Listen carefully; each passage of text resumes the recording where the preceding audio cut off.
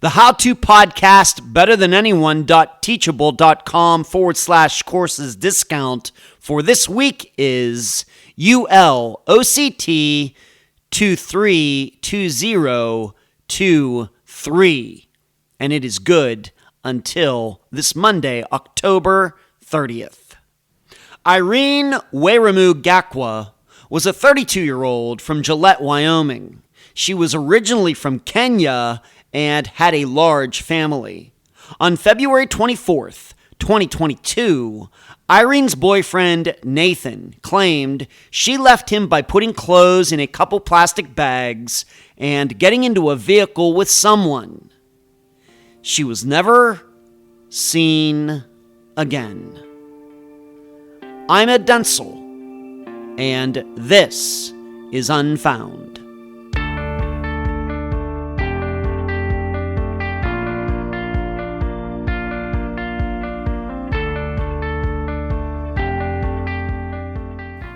I'm not sure even I can fully understand how many lives have been cut short by disappearances.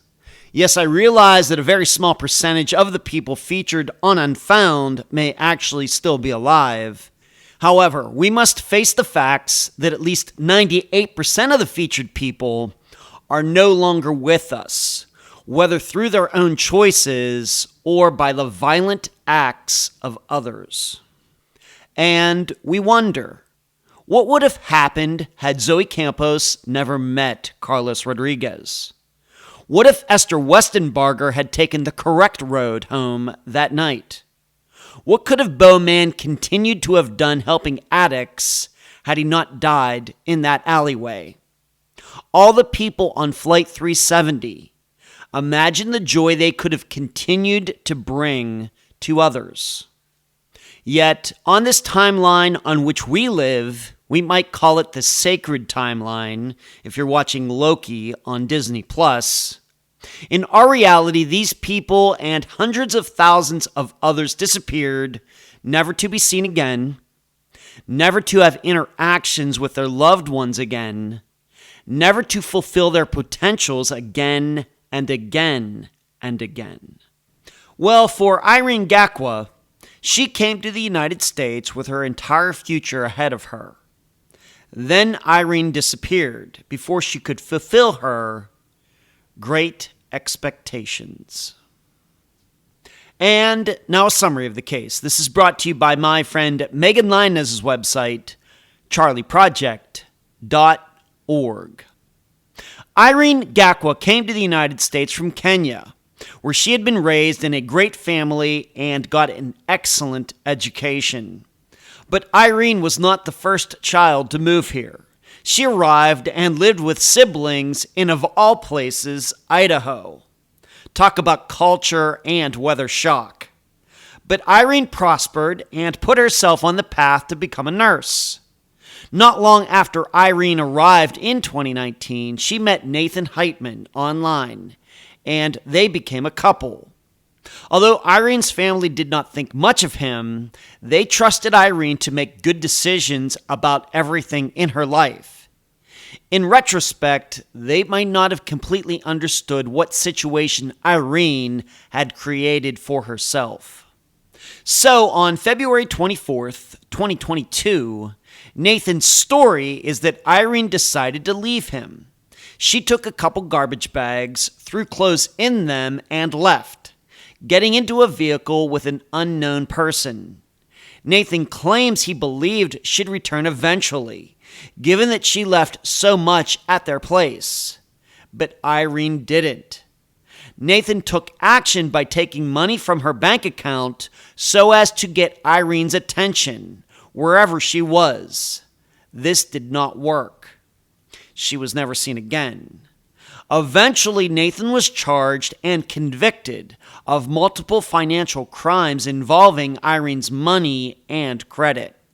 However, his story about Irene leaving him has not changed. As a 53-year-old single straight guy, even though I do this job and hear these scenarios over and over, I continue to be astounded by great women who get caught up with bad guys.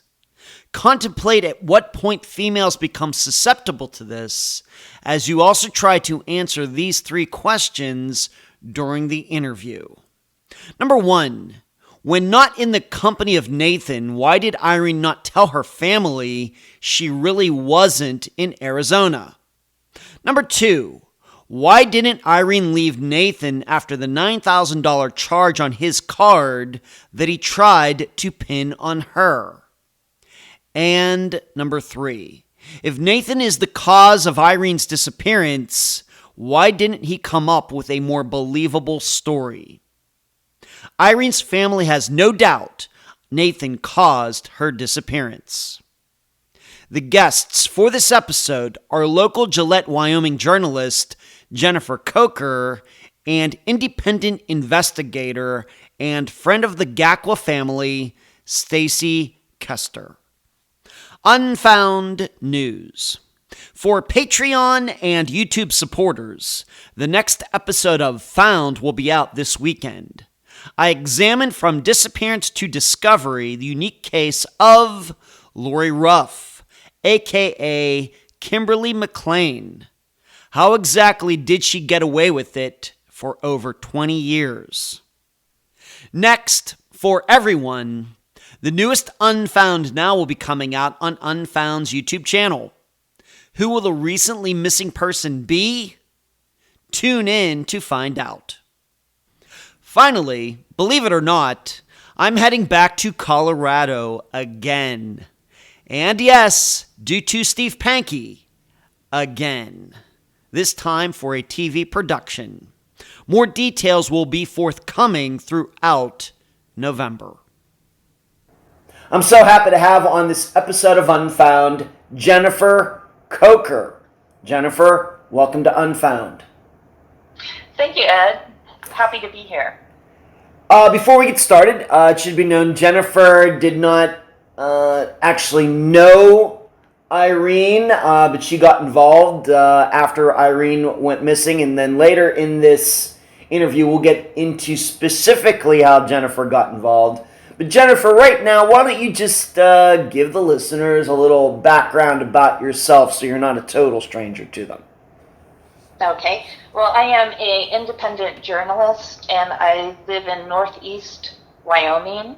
Long story of how I got there, but suffice it to say I've been doing this for about 12 years.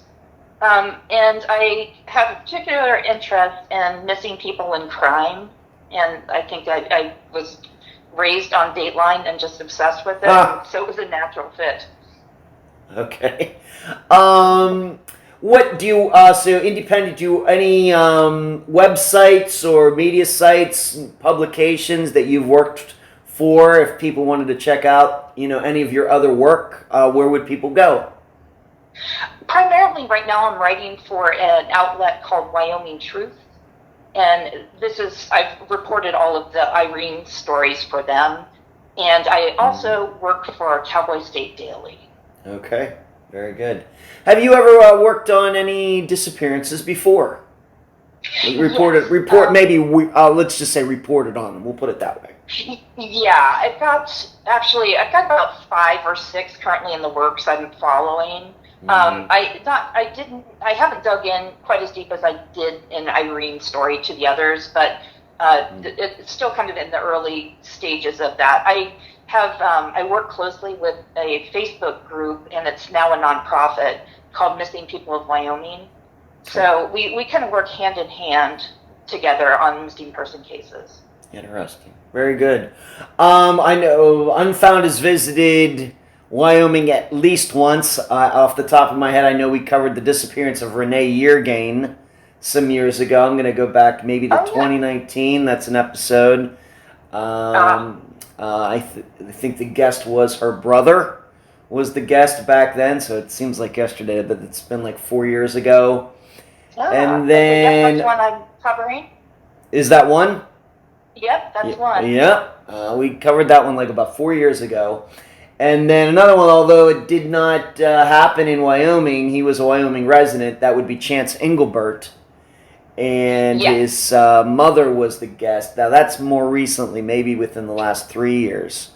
So we've kind of gone to Wyoming. Of course, not a lot of people live in Wyoming, so it's not like Texas or Florida where I live. So it's very interesting. That's good. Thank you for your work, Jennifer. Do you have a background, like education in journalism, or how did you end up doing this in contrast to anything else you could have done with your life? Right. Yeah. My undergraduate degree is in journalism, and I didn't do anything with it after I graduated. I was really turned off by it after one of my assignments was covering city council.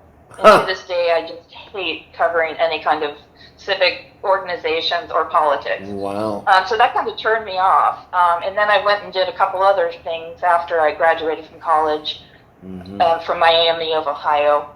And I went to graduate school for creative writing. And I liked it so much, couldn't figure out what to do. So I did another degree in creative nonfiction. And so I was teaching for a while, and I realized I have zero talent for plot, which is heartbreaking. So covering other people's stories was a perfect fit. Okay. And I also work as a ghostwriter too, I should say. So I again, covering other people's stories, so I don't have to come up with plots. Right. What we're saying here, I guess you're doing a lot of typing these days. Lots of typing. I know that. I know that feeling myself. That's very interesting. Okay. All right. So journalism major, and eventually I went to Miami of Ohio. I know Miami of Ohio because Ben Roethlisberger, former Steelers quarterback, went there. And then you found your way to Wyoming of all places. Interesting. Okay. Yeah. Let's now. All right. So we know your background, journalism there in Wyoming. Just maybe, dare I say, like, kind of coincidentally, right in the same area where Irene went missing from in Wyoming. Correct? Like same area. Correct. Yeah. All right. So I'll ask you this. Do you remember the first time, and we'll get into how you got into your work a little later, but do you remember the first time you ever heard about Irene's disappearance? Yeah, it was right before 4th of July in 2022, and I happened upon a Facebook page, and I can't remember if it was just the local Gillette rants and raves. I think every town has those. And I saw that they were doing an on-ground search. And at this point, I'd covered several missing person cases for the past couple of years, but never one in my town. And certainly, I've never been on an actual search. So I showed up, and I was so intrigued by the people who were putting on the search. They had never met Irene like myself. And Irene's family happened to be there also for the search. And I think it was 4th of July weekend. And so I thought, usually when you cover these things, you just go interview the people and then you get out of there. Right. Yeah. But this time I decided to go with them. And I just searched for several hours, and it was in Wyoming. Searching it's a big place. And so we were walking through these high weeds along former highways that have since been turned into mine property. But we were just searching, and after talking to the family and talking to this committed group of strangers who were out there searching, and I mean not just for these public searches, they were going out after work and on weekends by themselves just looking for her. And I'd never met people who did that, who put in time for a stranger.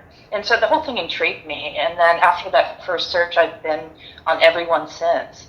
Okay.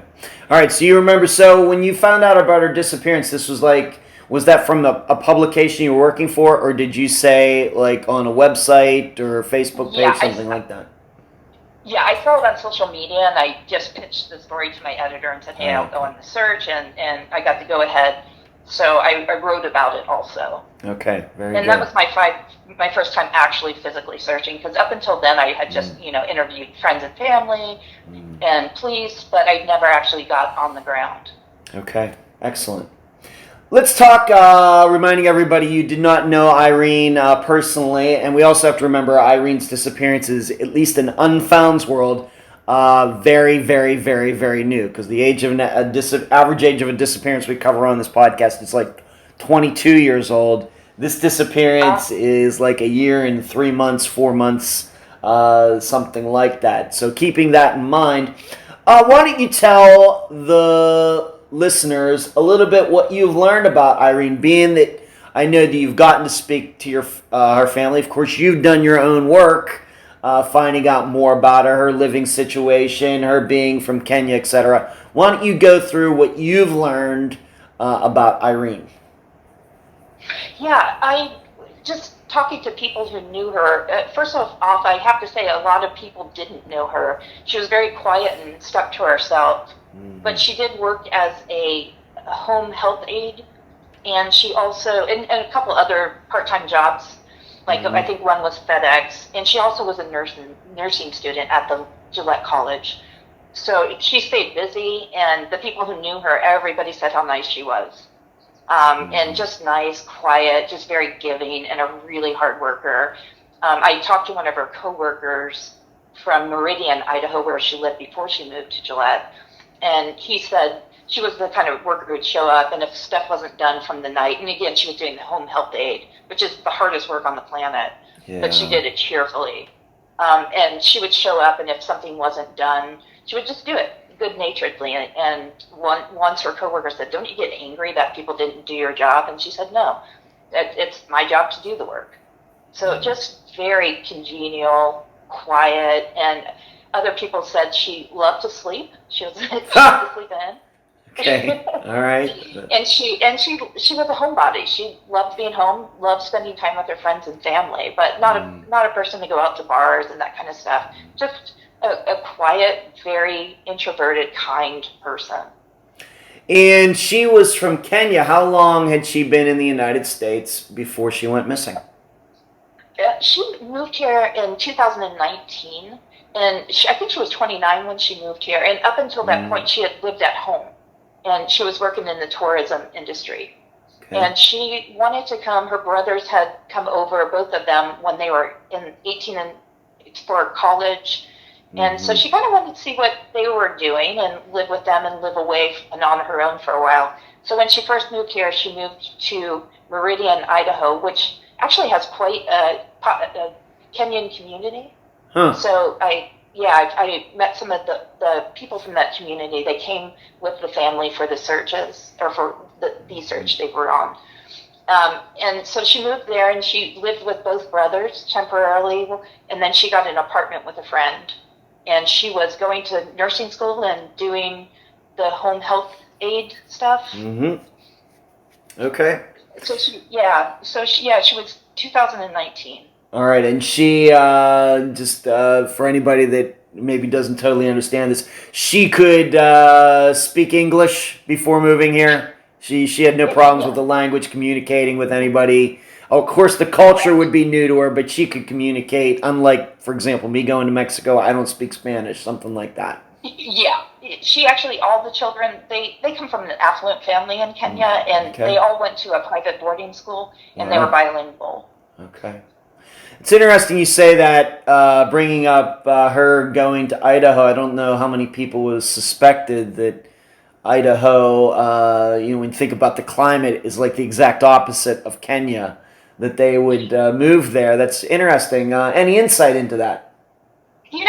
That's a good question. I can't say. I've never asked that question. I know the brothers moved for college specifically, and they're both in healthcare. One's a pharmacist, and one is a physician's assistant in clinical psychology. So I don't know if they moved for that particular college, or maybe it was that community in particular with the Kenyan population. I don't know. Okay. And this will come into play a little bit later. Did she ever, once she moved here, did she ever go back to Kenya to see her, I guess maybe her parents who still lived there? Or how much did she stay in contact with them? How did she keep in contact with the rest of her family who wasn't here? She did visit. I can't say how many times. I know she did go back and visit her family, and they talked near daily on WhatsApp. So they did video calls, I think, almost daily. With her parents. Yeah, they were very close. Okay. And remembering, though, that when she first moved here, she was living with her siblings, or at least a brother, someone like that. Yeah. They're both, one's married and one they live together. So she had families, and she was close to the wife and girlfriend. Okay. And she was, this is a situation, she wasn't like 17 moving, she was already 29 moving. Yeah. Okay. Yeah. And I think that her dad wasn't happy about her coming, but the brothers convinced their father to allow her to come so she could live independently and, finish school. Right, okay. Because I have a friend of mine here in the Clearwater area where I live, and she is originally from Cameroon, which is, of course, also in Africa. And I knew she was much younger than 29. I think when she moved her, she actually moved here by herself. So when you say Irene was 29, I was thinking, wow, that's quote-unquote old. You know what I mean? For somebody maybe moving to the United States for the first time. Okay, thank you for that. All right, so she moved to the United States, looking for maybe a little bit independence. Of course, she already had family here that she could live with. It wasn't like she was the only person moving here, not knowing anybody, which I think would be, a daunting task. And she's living with her family, and everything is going decently well, as far as you can tell. That's what was going on. Yeah. Very tight knit family. They would have dinners frequently and talk a lot. Mm-hmm. Okay. All right. And so let's move on to now this, which I have in the outline. And just like as listeners know, we use outlines for every interview that we do for the podcast, so we can keep things nice in order and so I don't forget anything. When did, let's just talk in general right now about a guy's name is Nathan Heyman. Just in general terms, what do we know about his background before he and Irene ever met? What have you learned about his background and in reporting like you have about Irene's disappearance? Just, his resume before that. Okay. He grew up, he's from Oroville, California area, and he also lived in Chico, and I'm not sure how close they are, but I believe that's the same area. Yeah. So he grew up there. He is a tech, always very affiliated with tech.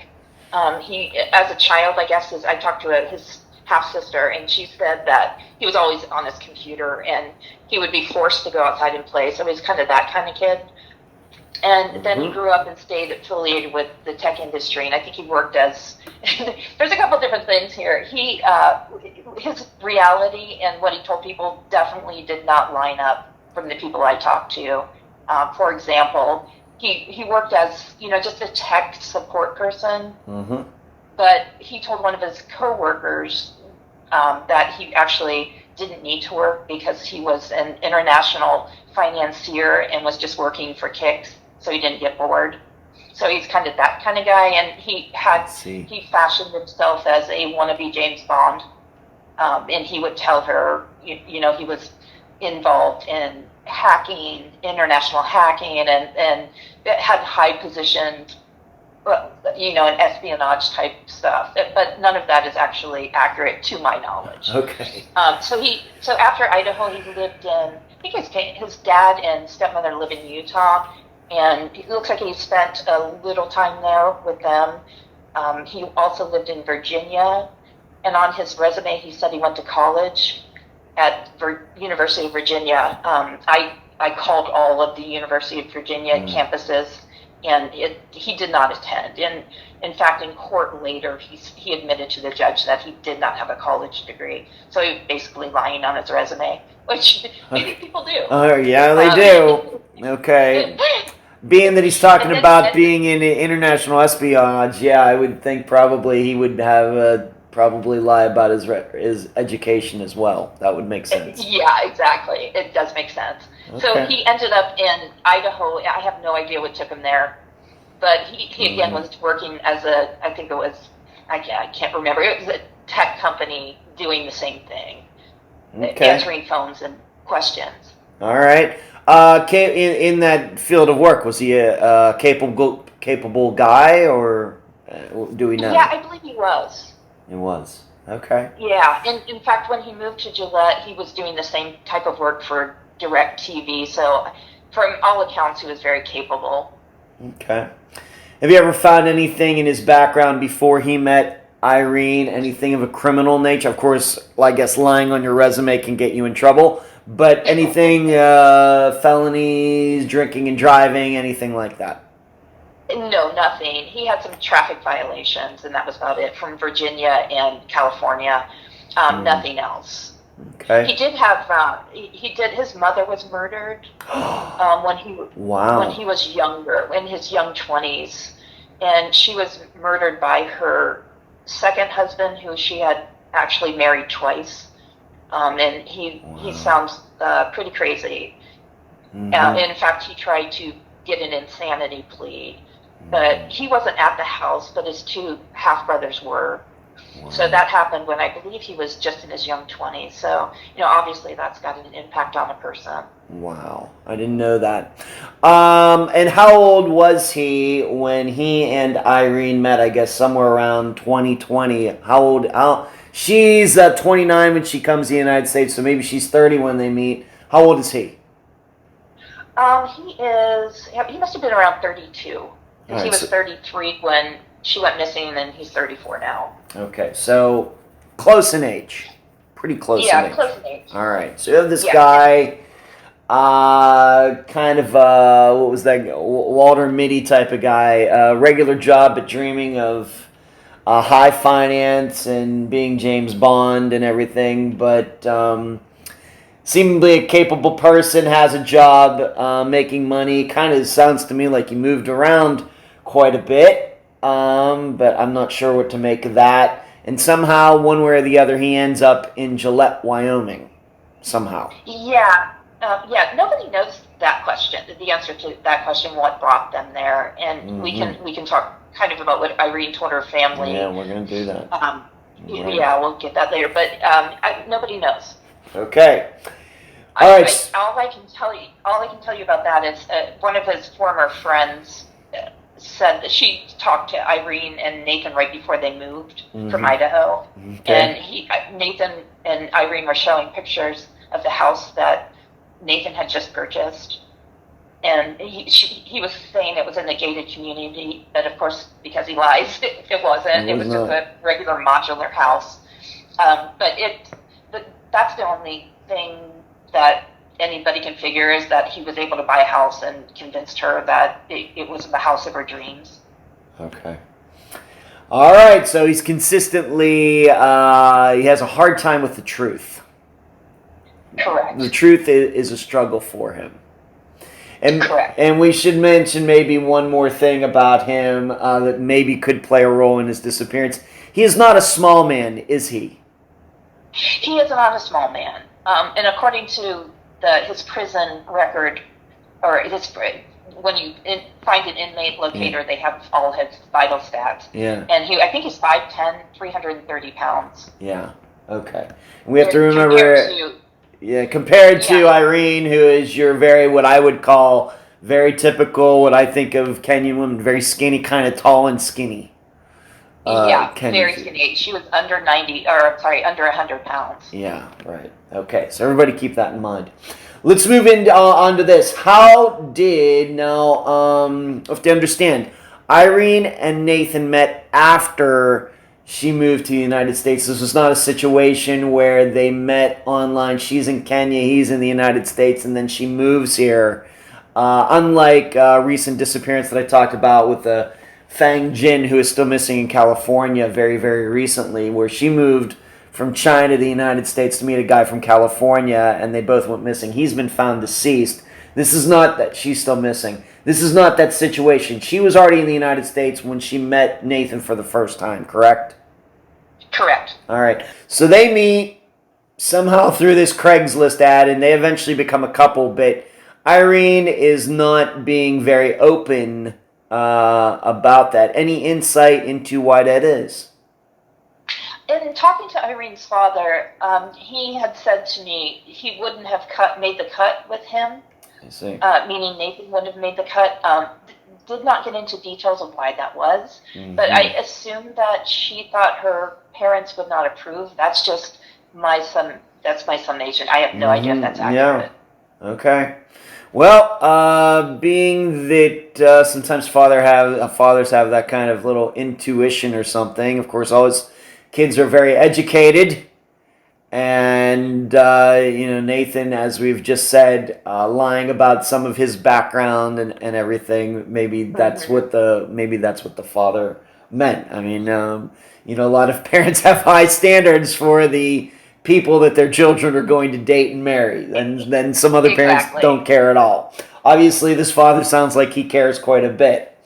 Oh my gosh, yes. All right, and so these two end up being a couple, and they met technically, though, in Idaho, right? They met in Idaho. Correct. Yeah, they met in Idaho and moved to Gillette in, I think it was July 2021. So I think they've been together roughly a year before they moved.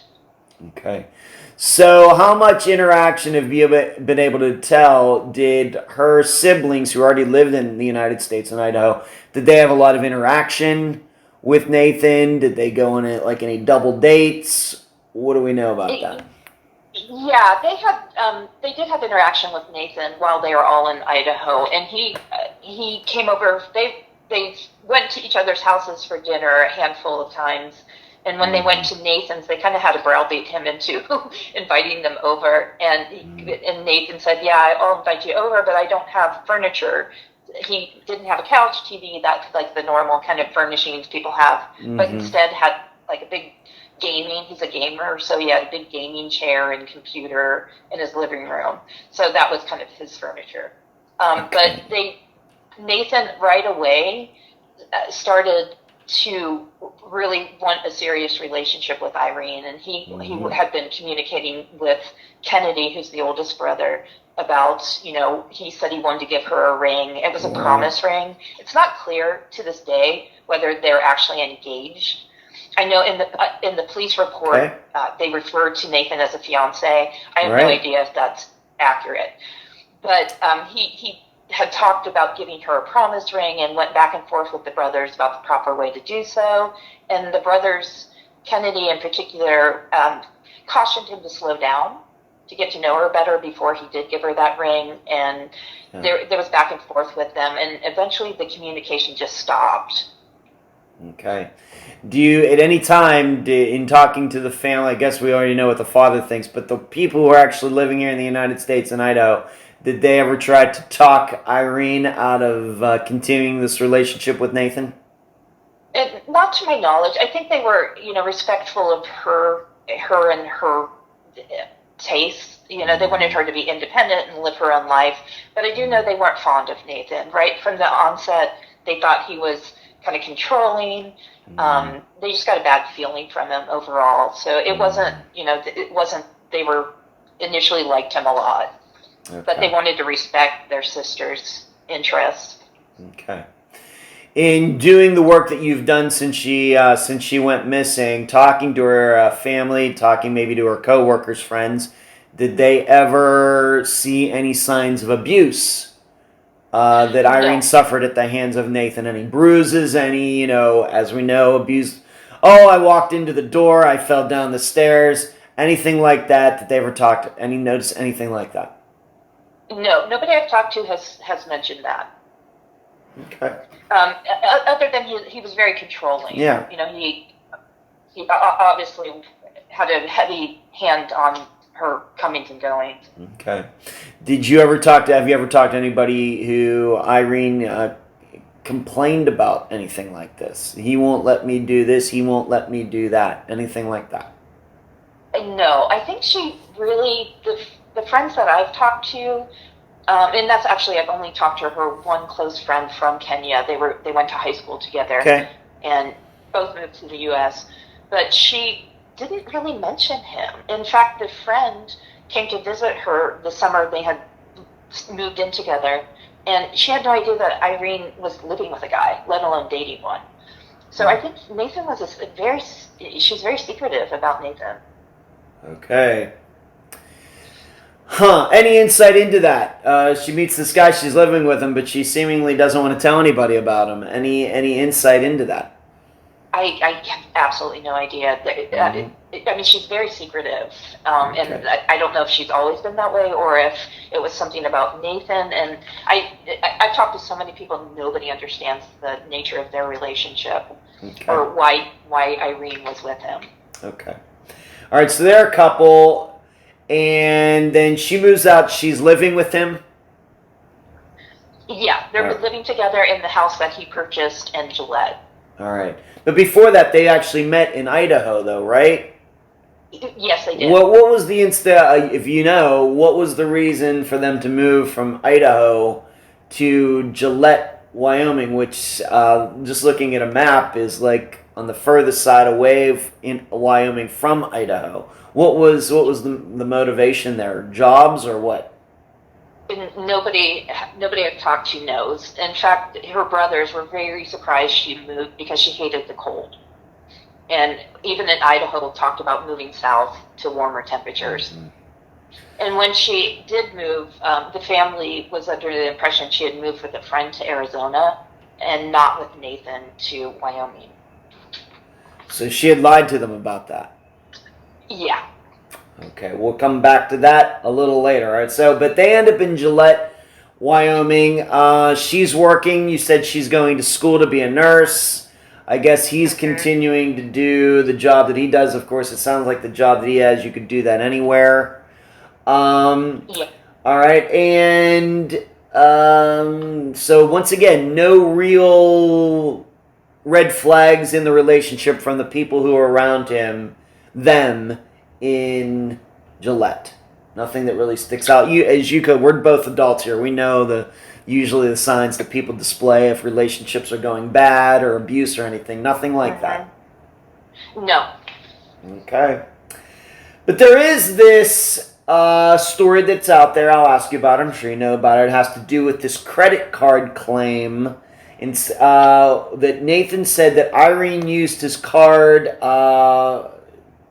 What do you know about this? This is something that popped up before she went missing, correct? Correct. Yeah, that was a very strange story. It was fall of 2022. I'm looking at my notes. Sorry, but 2020. Okay. And he had claimed that Irene used his credit card to purchase a ticket to Kenya to visit her family, and it was just under $10,000. And then he called the police, and the police came and questioned Irene, and they looked on her computer and found that, yes, she had searched for tickets, and yes, she had purchased a ticket. Oddly, this doesn't make sense. I have the police report, but the passenger, I can't remember the name on the ticket or if the police report said, but the address that was given for the purchaser was in Seattle, which makes absolutely no sense. Nathan was able to get that credit card purchase canceled, and so he didn't talk to Irene about this, mind you. So she was sleeping, and he called the police. She purchased the ticket, I think it was 2 a.m. She was a late night out, and so she was sleeping in, and he called the police, and the police came and literally got her out of bed and questioned her. He did not talk to her first, which was red flags for one of her friends who I spoke to. Then less than a month later, 3 weeks later, Nathan called the police and said, "Oh, I lied, that she did not purchase that ticket. It was actually, he thought, a coworker who broke into his house and downloaded Team Finder, Team Finder, the remote application where you can actually access somebody's computer." Yes. And said that it was her. It made no sense. And so the district attorney threw out the case. So it was never actually, it exists, it was canceled basically. So he never went through with the charges. I see. I gotta ask, since it's good. Please say that again, please. Oh, I was going to say, any ideas as to why he might have done that is all speculation. Okay. I spoke to in talking to her friend, who Nathan actually texted right after Irene he placed the police report. He texted her close friend and said, "Hey, Irene's in trouble. Might be deported because she stole from me." And that raised all kinds of red flags with the friend, who thought that why wouldn't he talk to Irene about it before calling the police? And Right. a couple people have since speculated, and again, it's all speculation. Nobody knows why the heck he would do that. But people have speculated that it was a control. He was able to kind of, more of the control stuff. He was able to say, "Hey, I won't charge you if you stay with me." And just remind everybody again, when did this happen? This happened in October 2020, or I'm sorry, August 2020, and the charges were dropped in September. All right, so this is well before she ever went missing. She didn't go missing until February 2022. So this is like a year and a half before she went missing. Yeah, and it was also, almost a year before they moved to Gillette. Okay, so this happened while they're still in Idaho, and they're living together, and this $9,000, almost $10,000 charge. I realize flying to Africa isn't like me flying to Pennsylvania from Florida, but it doesn't take $9,000 unless you're flying first class or something, right? Or what? And it does not. It's about a third of the price to travel. The thing that struck the friend also was the airline. This was on a German airline, which is going to cost 3 times as much. But when they fly back to Kenya, they take the cheapest airline they can find. Right. And in fact, the father is a pilot. Maybe they even get a discount or something. Yeah. Well, he's a mechanic, but yeah. Okay. Yeah. Right. Okay, so somehow somebody managed to go onto one of these sites and find like the most expensive ticket ever to fly from the United States to Kenya. Correct. And they did it on Irene's laptop. Okay. Has it ever been? I think we know where this is going. Ever been proven that it was actually Nathan himself who did this? No, it hasn't. All right, but that's a suspicion, dare I say? Well, the two stories, I think you can kind of surmise. Dropping the charges and having such an outlandish explanation of how a coworker broke into his house, took a picture of his credit card, and then ordered a ticket on Irene's laptop. I mean, it doesn't even make any sense. Right. Okay. How did her family find out about this?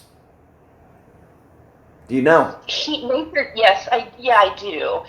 Nathan also, when he reached out to the friend, he also reached out to Kennedy, Irene's older brother, and said, "Hey, Irene's in trouble. You need to get in touch with her. She stole from me," and blah, blah, blah. And then that was the last text message exchange they had. Wow. Okay. Did Irene ever say anything to her friend, anybody else? Like, I think Nathan set me up or anything like this when this happened? Anything like that? No. In fact, the friend, when this all happened, the friend spoke to Irene and said, "Hey, I really think you need to rethink this relationship." And at that point, Irene just kind of iced her out. And I believe it wasn't long after that the two of those stopped talking as well. Wow.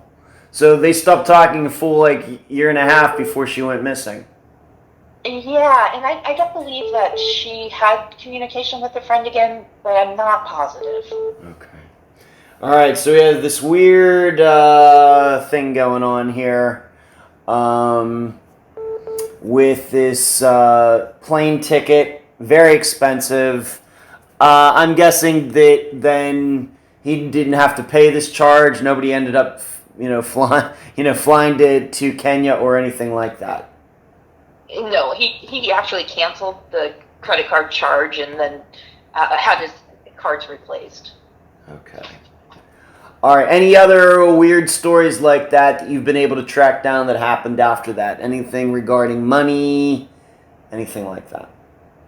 No, that is the last one I know of personally. I do know Stacy had talked to a person, a used car salesman, and apparently Nathan and Irene went to sell her car about a month before she went missing, and the car salesman, who would not agree to be interviewed by me, or he spoke to the police, I believe, but he did not want to go on the record, so I'm not saying his name. But he apparently said that Nathan was just very domineering, and Irene kind of stood meekly while he made all the arrangements for her car to sell. Keep in mind, she went missing in February.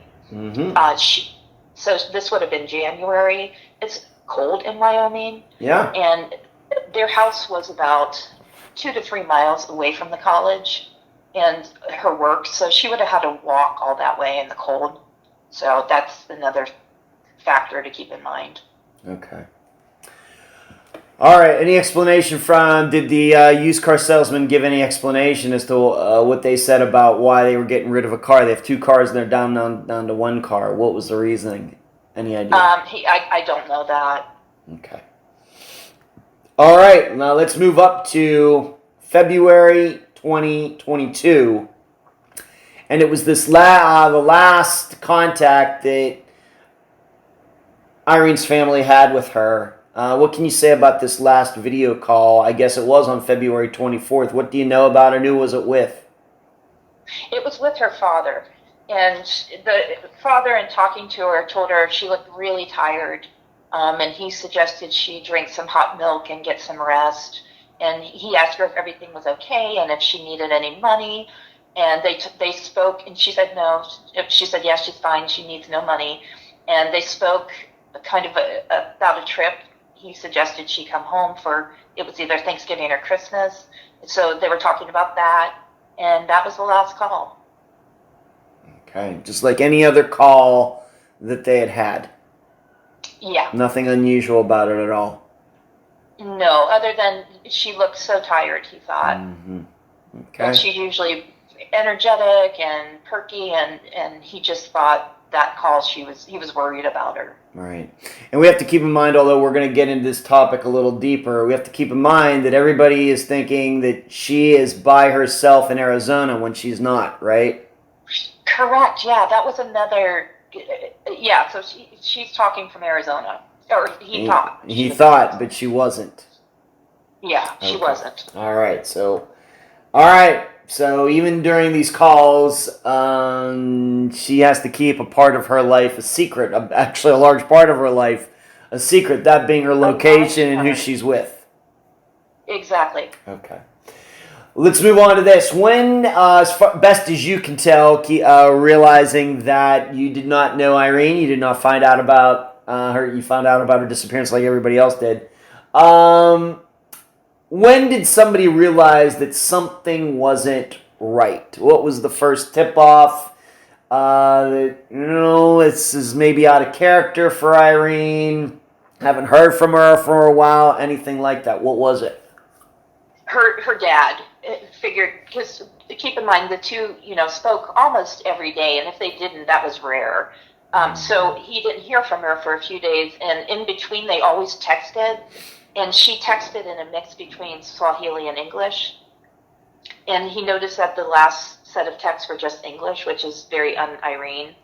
So that caught his eye. And then he had texted her and said, hey, can we video talk? And I believe that was on March 4th that happened. And whoever had her phone wrote back and said, no, I just dropped my phone in water. It doesn't work. Okay, so...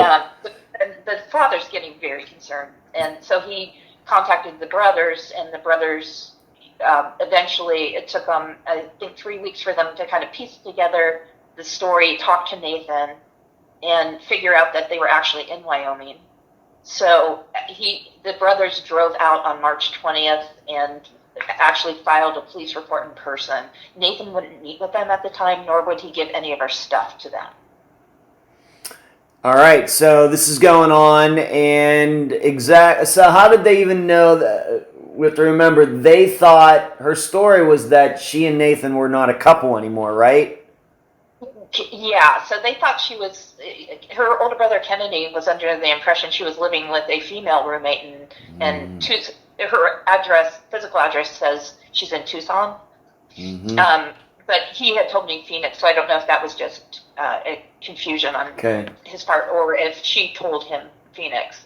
Right. And it was, she was so convincing that she actually, after she moved, she asked her brother to send her an important document, I believe it was a tax document, to this address in Arizona. And he sent it, and it was never returned. So there was no reason for them to believe that she was not in Arizona. And I'm not sure exactly how they figured out that she was with Nathan in Wyoming. So I can't speak to that. I just don't know. They might have talked to one of her friends, but anyway, they figured out, and they contacted Nathan, and of course he had his story. And what was his? All right, so they track him down. Of course, things aren't right. Something's going on, and they finally figure out one way or the other that no, she's not in Arizona. She's in Wyoming, and those two states aren't anywhere near each other, and Phoenix is nowhere near Gillette, Wyoming. And what does Nathan say? What is his story? His story to police, he's never talked to anybody about it, but he told police that Irene left at the end of February, and he said she came back from dinner, the two got in a fight, and she said she was leaving. And she packed all of her belongings in 2 plastic bags and got into a dark-colored SUV that pulled up that Nathan had never seen before, and basically left in the middle of the night or late at night. Huh. And that was the story. Okay. So to be clear on something, though, she's missing. Is her phone also missing? I'm assuming. Okay. All right, so did he ever give any explanation about why she was telling people that at least she was in Arizona when she was actually in Wyoming? Did that topic ever come up? I have since asked him that, and he's never given a response. He had promised to do a sit-down interview with me as soon as his charges. We'll talk about those, but he said he would address that with me, but we haven't spoken yet. Okay. So he's, and what you're telling, the kind of story you're telling here, Jennifer, is a very common one we hear on Unfound. I call it the man said type of disappearance, where, there's a couple, and it's usually a heterosexual relationship, and the woman goes missing, and the next day the guy's like, I just don't know what happened. And usually it's like, her car's there, her purse is there, her ID is there, her phone's there, her clothes there, and he's just like, I have no idea what's happened. Or it's like some story like you're telling, Jennifer, my wife, she just got up one day, went out, and there was a white pickup truck out there, and she got into it, and I never saw her again. Very common type of disappearance, and that's what you're saying here. Yeah. Okay. Were the police, when they found out about all this, able to do anything? What did they do? Do you know if... what do we know about the inside story on the police's interaction with Nathan? Okay, they right away targeted him as a person of interest in her mysterious disappearance. Yeah. The police are very tight-lipped about their investigation, so I do know they searched his home initially, and I don't know what was recovered, obviously, but they did ask the public to be on the lookout for a 55-gallon drum, and also for any sightings of a silver Subaru, which coincidentally is the car that Nathan drove. Okay. Right, so that was the car that's remaining. They sold her car, whatever kind of car it was, and that's the only one they had left. That's the one they had left, yeah. And the 55-gallon drum, I haven't personally been able to confirm this with police or with the neighbor who reported this, but apparently a neighbor said she saw Nathan out in the dark one night in his backyard burning something in a barrel. All right, and so this is all into March of 2022. Police put on the lookout for these items? Do you know if they got access? Did Nathan give them access to the home to kind of look inside and look around? Yeah, he gave them access to the home, but he would not speak to them. So he lawyered up right away. And so under the advice of his lawyer, he has not spoken to the police ever. Okay. And they noted that he was uncooperative in the report they made public, asking the public to be aware of any sightings of the car. Okay. And because they did say the barrel, they also asked for the community to be on the lookout for a barrel that might be placed on an oil field or a coal mine or somewhere out in the country it shouldn't be. Okay. So they obviously vetted that tip from the neighbor and took it seriously. Right. What about you? How did you, of course, this all happened before you kind of got involved. When did you exactly, what date did you find out and start taking an interest in this? And I'm guessing maybe you've gone a little further with this than maybe some of the other disappearances that you've written about. Why don't you give an explanation for that, why you felt so motivated to get involved, and how did you get involved? Yeah, I reported it when the police issued that statement in March. I got involved. I'm sorry, it was May. I got involved, or April. I'm sorry, I'm getting my dates confused.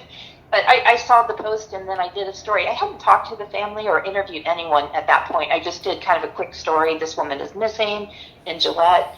And it was published on Cowboy State Daily, which is a statewide digital news source. And I noticed after I did, I think, 2 stories, I noticed that people aren't reading it. And typically missing person stories do really well. Mm-hmm. This one wasn't, people weren't showing an interest, which confused me a little bit. And then when I found out about, which compelled me to write more about it, because I wanted her case to get attention. And then when I went on that first search in July and met the family and met Stacy, who was just giving of her time and energy and resources to help find her, I just got hooked. Okay. I was hooked by their passion, and after meeting the family, and I can safely say I meet a lot of people in my line of work, and the family is just, they're so kind. Yeah. And, right. And I wanted to do everything I could to help. Yeah, and you keep mentioning Stacy, and Stacy is another local in Gillette, Wyoming? Yeah, she's another local, and she just found out about Irene's story. Her name's Stacy Kester, and she just found out about Irene's stories on the internet with everybody else. And she and 4 women just started talking. They didn't know each other prior to this, and they all decided they kind of formed this local search group, and then it grew from there. Okay. But Stacy's the only one who's still kind of, as time has gone on, Stacy's the only one who's really doing it. And since then, she's also become a private investigator. Right. So you did not know Stacy before this all happened? I did not, no. Okay. How big is Gillette, Wyoming? What is the population of it? Do you even know? I'm guessing it's not that big of a place. No, it's about 40,000, I believe, at the last census. But the county is enormous, and of course I don't have the square miles off the top of my head, but it's enormous. And it's mostly, we have 7 of the 7 open surface coal mines and 4 of the largest in the country, and we produce 40% of the coal for the country. So it's coal country out there, and it's on high desert plains. And just a vast territory. Okay. Where a person could easily go missing. Yeah. Especially if somebody wanted the person to go missing. Exactly. Okay. All right, so that's how you got involved, and you just felt compelled to get involved in maybe these other disappearances you reported on, because like you said, you didn't think that Irene's was getting the attention that you thought it should. Yeah, and also, this is the first time I've ever covered a case right in my town. So proximity played into it too, because Wyoming, to travel anywhere in Wyoming is a distance, but especially in the winter, So I just got involved, and once I got on the ground, I just couldn't stop looking. So your town, how close did you live? I mean, of course, you did not know Nathan and Irene when they were living together. How close did you live to them? Probably about a mile. Wow, close. That hits near home, doesn't it? It's a little it's a little creepy. Right, it's very creepy. Yeah. And I think, I felt for her too. I mean, she was this. It's a story. I personally have moved with men, and it's a story where she trusts this person, and enough to move and relocate her life, and assuming he did have something to do with her disappearance, it just kind of resonated with me. Let's move on. Let's get a little deeper into a few of these things. Regarding what else is missing, you're not sure about her phone, but we have these stories about somebody was using her phone. I guess everybody's just taken for granted that it's Nathan was doing this, and that he had something to do with her disappearance. Once again, reading between the lines. But have you ever heard about anything else of hers being missing, like her ID, purse, any possessions? We know what he said, that she put clothes in a couple bags and took off. But anything of significance that is also missing besides her? To my knowledge, Nathan has all of that. I believe the family asked for her passport back and stuff like that, and he wouldn't give them to the family. And in order for the family to get her possessions, they would have to take them to small claims court. Mm-hmm. So it's, in those text messages, everything stopped on, I believe it was March 4th. So there's been no communication on her phone. So the assumption is he has everything. Okay.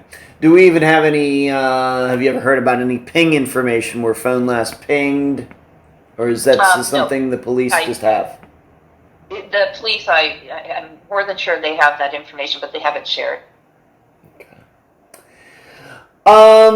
Let's get a little deeper into this misunderstanding, on purpose misunderstanding about where she was living. Let's just go through this again to make sure everybody understands this, Jennifer, that she meets Nathan, but did the family actually think that the two broke up?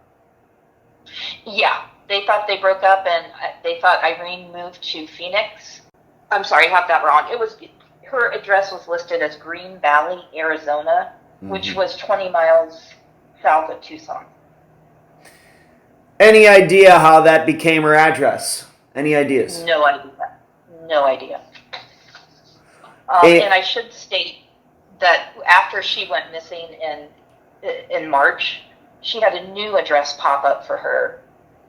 And that address was in San Antonio. Have you checked these addresses out? What are at those addresses? They're homes. The one in San Antonio is a new house, and police did ask the new owner if they knew Irene or if she had ever lived there, and they said no. They could find no connection to her to either of those addresses. And you said that her brother had mailed her something. Whatever happened to this document that he mailed to Arizona? What address was that to? That was to the Green Valley address, and it was never returned. So this Green Valley address, is it actually a house? Is it a business? Is it a restaurant? What is it? It's a house. Both are residences. Both the San Antonio and the Green Valley are both residences. All right. So somebody just randomly picked that address out of nowhere, seemingly, or something. I mean, seemingly, yeah, seemingly. Of course, the problem, the problem here, Jennifer, is that Irene was the one who gave him that address, right? Yeah, Irene gave the Green Valley address to her brother. So how would she even know about that address? I have absolutely no idea. Any insight? Well, just speculate for a little bit. Any insight into it all? Because I really, just once again, I'm not sure what to think. But you've been doing this for over a year now. Any when you've talked to other people, maybe you've talked to Stacy or something. Just do a little speculating here about it. If I had to speculate, I would speculate that it might have been a person Nathan knew who lived there. Right. Because after the police talked to both of the homeowners, neither knew, and I contacted both of them also, but they didn't get back to me. So I'm assuming it's Nathan arranged all that. And the reason I say that is it's just the control he asserted over her in general. Okay. And I'm guessing, if I had to guess, that it was his idea, obviously, to move to Wyoming, and he might have given her that ruse, and by doing so, found the person that he knew. I have no idea because the homeowner didn't get back to me if they knew Nathan. Have you You've looked this person up? I guess cannot find any correlation between the two. The two ever lived close to each other? Maybe they're originally from, like you said, like Oroville, California, Chico, California, anything like that? No, not that I can find. Okay. All right, so she tells her family she's moving to Arizona with a friend. Actually, she's moving with Nathan to Wyoming. And how long did she pull off this lie? Over a year? Yeah, in fact, she returned the Thanksgiving 2021. She returned for that Thanksgiving after she had already moved to Wyoming. And she took an Uber from the airport. The family said, we'll pick you up. She said, no, I'll take an Uber. So came for Thanksgiving, stayed for the weekend, and then took an Uber back to the airport and flew back to Wyoming. The family now, in retrospect, thinks that Nathan drove her. They don't have any proof of this, but they just speculated that Nathan drove her and stayed, at a hotel or wherever he stayed. Right. I agree. Because I'm guessing Gillette has an airport, but I suppose you could fly from Gillette to Idaho. I guess you could. I mean, I'm sure planes go there every day. But it's surely easier if you're living in Phoenix or Tucson to fly from there to Boise than it would be from Gillette to Boise. Yeah, to fly from Gillette, we're just a regional airport with 3 flights out a day. Yeah. Small planes, so just jumpers to either, I think it just goes to Denver, if I'm not mistaken. So she would have done a couple flights, and very expensive, too, to fly out of Gillette. Right. Exactly. Has, like you said, you've been talking, you maybe had some correspondence with Nathan before, he's in jail, we'll get into that. But has Nathan ever given any explanation of why Irene said that at least she was in Arizona when they were actually in Wyoming? No, not to my knowledge. I don't know what he said to the family, if he ever explained that. There was a call between the sister-in-law and Nathan, but I don't know what that call was about, and nobody's ever told me. So I don't know if they addressed it. Okay. But to my knowledge, Nathan has never given an explanation. I guess what I'm also wondering is that given that they thought that she was in Arizona and was at a particular address, when her birthday would come, did they not send her a card or something? You'd think there was only, in that entire year, there was only one document that was sent by anybody who was trying to get a hold of her in that year. There was only that one tax document that was sent to that address. Yeah, that's my understanding. I think that because they all were, communicating internationally and across country, I believe that everything was texts and phone calls. Okay.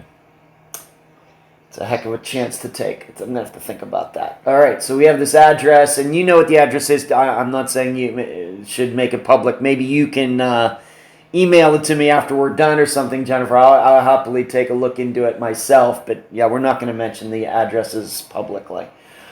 All right, so we'll move on to the relationship. Once again, family perception is they had broken up. Yes. They thought that Irene had put Nathan in the rearview mirror. Yes. Okay. Once again, I have to ask, Nathan, ever give any explanation for this to your knowledge? No. None. Okay. So is your perception then that you think Irene was hiding a lot from her family? Her location and her relationship status? Yeah. Okay. All right. And I should say that was very un-Irene-like, to be secretive with her family. They were surprised because, they're very tight-knit. And, the brothers were obviously giving her a wide berth so she could, grow as an individual and spend some time on her own. Because, like I said, she moved from her family home. This was her first time out on her own. Right. And they were very surprised. Right. Have you ever heard Irene, when she was still in Kenya, did she have any relationships? Yeah, I believe she did. I believe she had a boyfriend who she was fairly serious with in Kenya, and they broke up before she moved. Okay. Has her family ever given you any indications that relationship was a little bit like this relationship? Like where she fell into a situation where a guy was controlling, that she was hiding things from them, anything like that? No. None. Okay. All right, moving on to Nathan's car. Do you know, did he allow them to have access to his car? I believe, and I should say there was a subsequent search of Nathan's house this past October in 2022. Okay. And that was a nearly 8-hour search with FBI and the police, and his car was actually with a bondsman because we haven't talked about his arrest, but he was out on bond, so he didn't have a car in recent months. So I believe his car was searched. I've never been told that, but I'm assuming. And I do know the FBI came back. The reason for that search, everything is under seal at this point, because this case has gotten so much attention, both nationally and internationally. The judge signed a sealed document, so everything's sealed from this point forward. Okay. Well, is the FBI involved because she is not an American citizen? No. The local police jurisdictions, well, as you know, they can call in whoever they want to help. And they did. They went right to the FBI. They did not. We have a state police. Well, everybody has a state police, but they didn't contact the state police. They went right to the FBI. And I'm assuming they wanted their advanced forensics. Because during that search, they took out several boxes of stuff and sent it away to the FBI lab in Virginia. Okay, so the FBI is involved to this day? To this day, yes. Okay. Now, regarding her social media presence, I've read that all of that stuff got eventually deleted presumably by Nathan. Any account she had on Facebook, anywhere else? I don't know anything about her social media accounts, but probably safe to assume. Okay. Let's talk a little bit more about Nathan. You've said that he's had some problems with the law outside of Irene's disappearance since February of 2022. Why don't you tell the listeners about those problems? Okay. So in March, right after Irene went missing, Nathan illegally used her debit card and her credit card to purchase over, I believe it was close to 90 transactions. And one of the police have not said what those transactions were, but they did say that he purchased a shovel, boots, and snow pants with one of her cards. So he was arrested for those transactions, and he was eventually arrested on 5. 3 were for illegal use of her credit card and debit cards and bank accounts, and he basically drained her bank account and maxed out her one credit card, and for a total of just under $6,000. So it wasn't a big sum of money, but lots of transactions. And they did prove that he did buy the shovel and the boots and the pants because they have it on Walmart video. He also was charged with deleting her deleting her Gmail account and changing one of her internet passwords for her bank key on her bank account. I guess what we're also saying here is if she went missing on her own, she didn't take her credit cards with her? Correct, yeah. And he told police the reason he did that. Yeah, so that there we have it. She did not take that with her.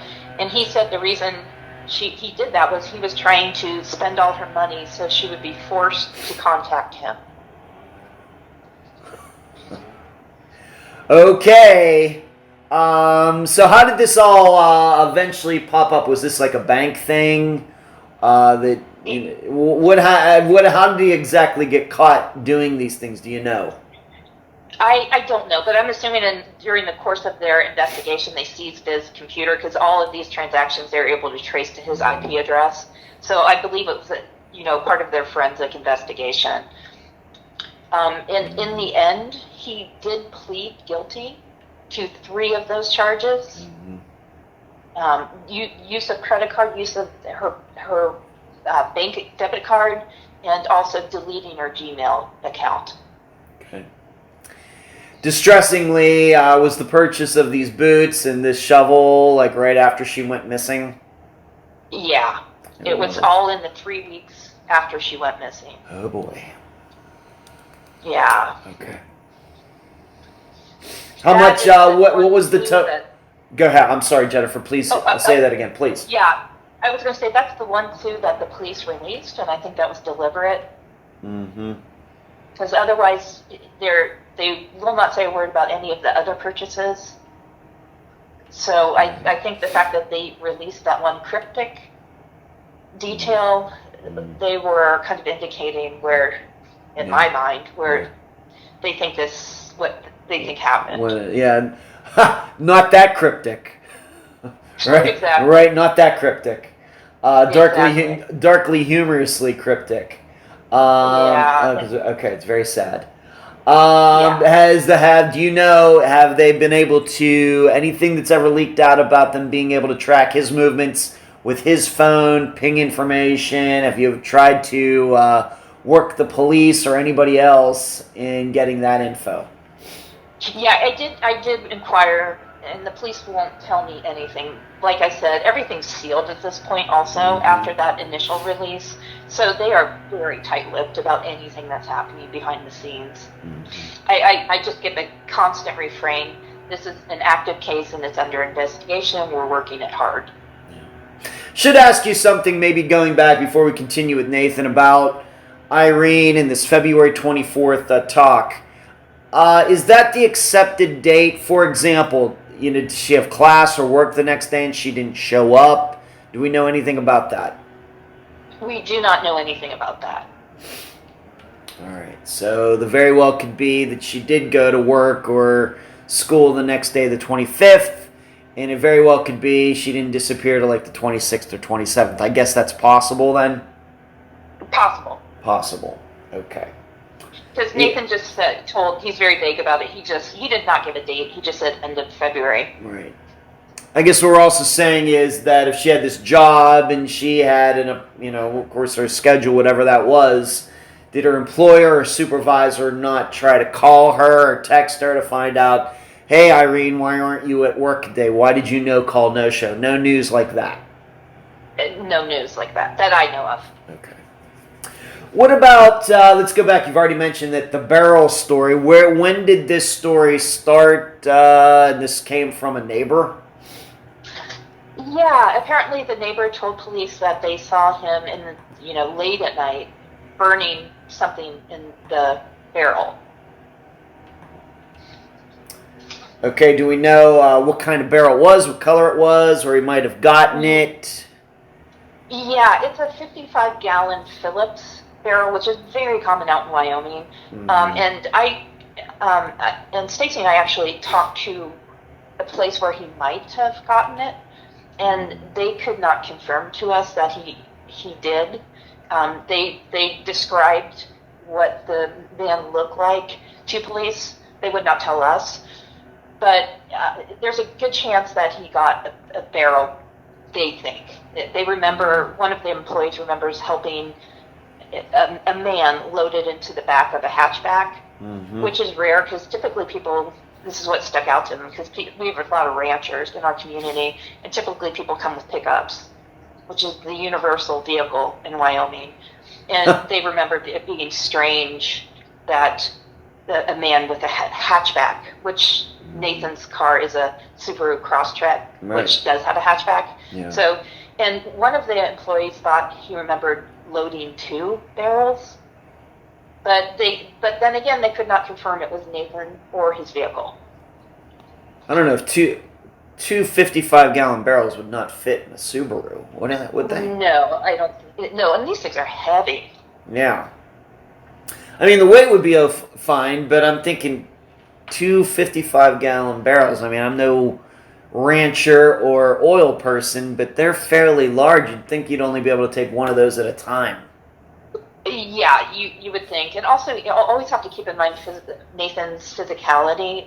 He is a large man, and that was always one of the factors when we're searching, trying to think of what can a large man exert this energy to actually dig in the hard surface in February in Wyoming, and how far would he potentially be able to carry that barrel, assuming he didn't use that barrel for whatever reason. Yeah, roll it. But regarding this neighbor, I guess Nathan was doing this even though this neighbor said it was at night, but I guess this was in plain view. It was not something that Nathan necessarily was trying to hide. And I would say it was not in plain view because his backyard is fenced. Mm-hmm. So the houses are very close together. So there's you can look out a window right into Nathan's backyard. So yes and no, I guess, because he does have a privacy fence. However, saying that his fence is in terrible shape, so there are gaps in the fence in the back. So he would be aware that it wasn't completely concealed. Did the neighbor describe this? Is this like a blazing fire, like several feet in the air? How long did it burn, or anything like that? Or is this just like what you'd see any neighbor burning leaves or burning limbs and stuff? I have not spoken to the neighbor, but it's my understanding that she said she I don't know how long the fire burned, but she described kind of the smell of meat cooking. Oh my! Not to be graphically. Okay. Ugh. All right. Okay. Let's go back to Nathan's prior history regarding all of this. Nothing you've been able to track down regarding his history that would lead you to believe that he would be capable of something like this. I mean, did he have any ex-girlfriends, anything like that? Well, and this is a credit to Stacy. She tracked this down, but she was able to contact, and I don't remember how she found this person, but it was a former coworker of Nathan's, and they were working at, I want to say AT&T. I'm not positive about that, and he had really sexually harassed her to the point where he had followed her home to her house, and it got to the point where she turned it into HR, and HR basically did nothing, and she later sued the company and won a settlement. But she signed a non-disclosure agreement, so she's not able to tell us any of the details. But one of her coworkers and one of her friends and coworkers was around to witness that. And the harassment was pretty bad. Like, he told her she was eating lunch, and he said, I'd like to get those crumbs. Yeah, we got it. We keep this we try to keep this PG here, Jennifer. We got it. Okay. Okay. But so he does have that history. There was at least one person who he sexually harassed to the point where she successfully sued the company. Okay. All right, so there's that. Does he ever find any records? Did he have any kids? Ever been married before? Never been married before. No kids that I could find. And I don't know. I spoke to one of his former girlfriends. So he at least had one girlfriend that I know of, and he had a longtime high school girlfriend. Yeah. Who again, Stacy interviewed, but she is really, she didn't want anything to do with this. I guess she had said he was abusive, both physically and emotionally, and she just was very afraid of him still.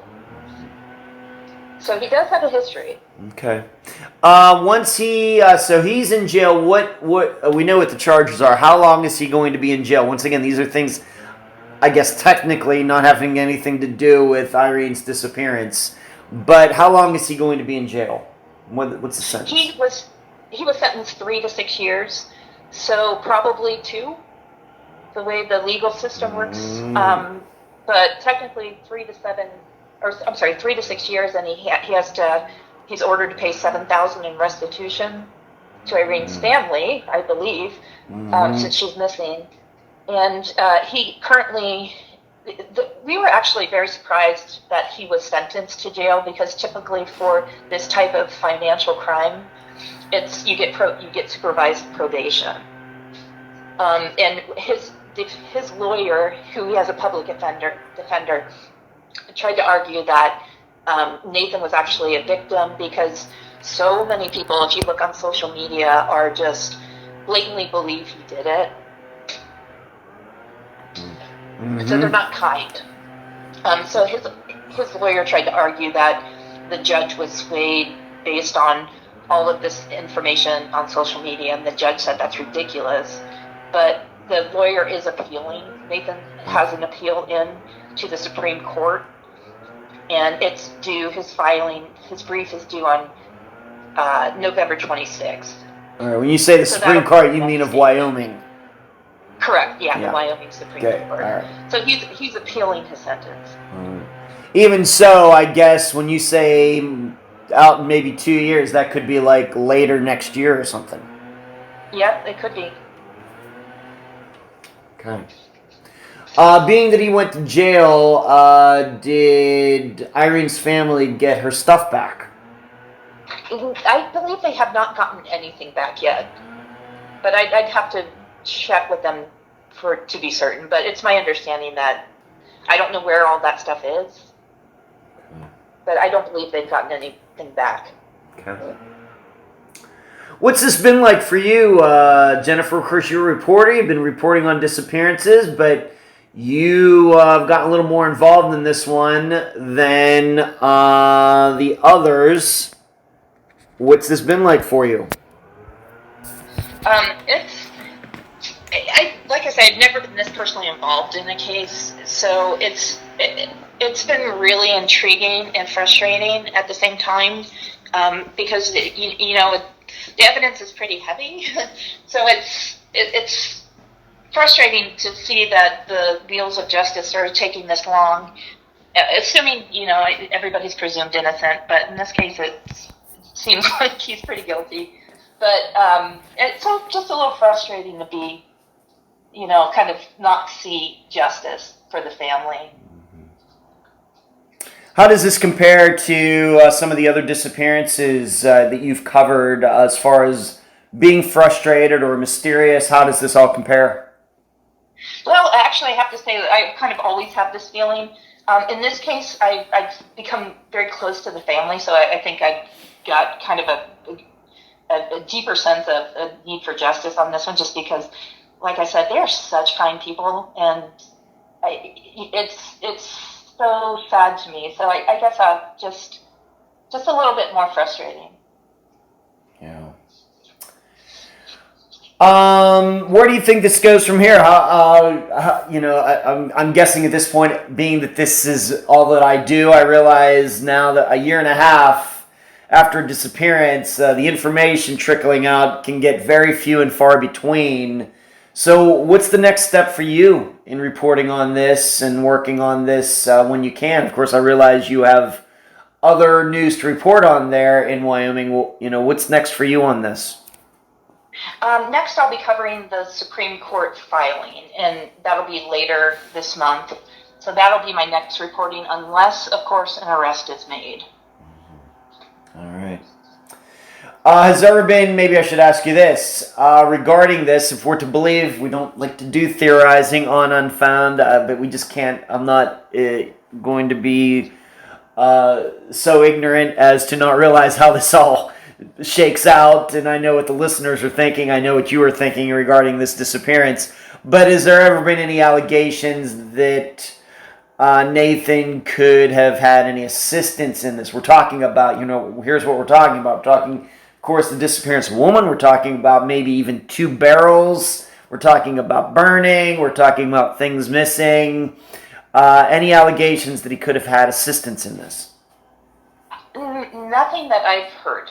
I do know he has one close friend, and the close friend has since stopped communicating with them. And the reason I know that is I communicated with Nathan when he was in our local jail, and he had asked me to do him a couple favors.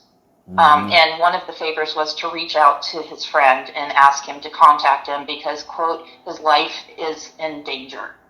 The friend did not get back to him, and I know that because Nathan wrote me a letter from prison saying he did not hear back from his friend.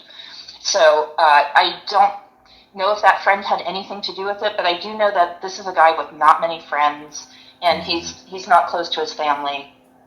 So I think he's kind of has no one at this point. Your contact, we'll just try to keep this as minimum as possible. Your contact with Nathan, being that you brought it up, how would you describe him? Very polite, very evasive, polite. In the letter he wrote me from prison, he was, he's losing everything, obviously, because you cannot pay your bills from prison. And so he was, basically going to be bankrupt and has lost his house, his car, everything he owns. There was I had asked him, and I wrote him back and said, well, where do you think Irene is? And I asked him about the barrel, but he has not written me back to answer those questions. And he lamented also the fact that it's really hard, apparently, to get a stamp in prison. And so he had to trade a meal with one of his cellmates or somebody in prison to get a stamp to be able to write me back. He's really pulling on your heartstrings, Jennifer. Yeah. Okay. Would you say his writing, educated, smart guy? Yeah, what would you say? Very articulate, very well spoken, and perfect grammar. Wow. So, and that was one of I know a former girlfriend had said, because you kind of, and I don't know how to say this politely, but when you look at Nathan, you wouldn't think he's the Casanova type. And one of his former girlfriends, I kind of delicately asked what drew her to Nathan, and she said the fact that he was a great listener and he's really smart. And I would say that's reflected in his writing. Okay.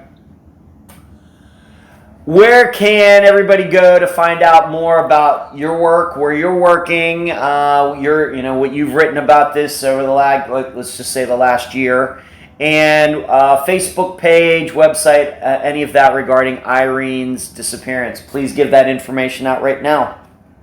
Okay, they can go to wyomingtruth.org, and if you just do a search on the site for Irene and Nathan Heyman, you will see I have done an exhaustive series on both of them. I looked into both of their backgrounds, talked to friends.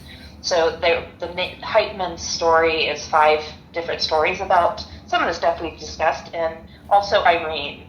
I did a 3-part series on her. I did a series on Stacy Kester, and just you can follow everything. It's up to date with the latest development. Okay. And does the family have a Facebook page set up for her disappearance? Do you have that there? Yeah, it's Find Irene Gakwa. And there's a couple different pages, but I think Find Irene Gakwa is the one run by her sister-in-law. And there's also a website, and I believe the website is whereisIreneGakwa? .com? Yeah, .com. Okay. Jennifer, any final words before we complete this interview? I think that's all. That's pretty comprehensive. That's what I do. That's what I do. And I appreciate you being on this episode of Unfound.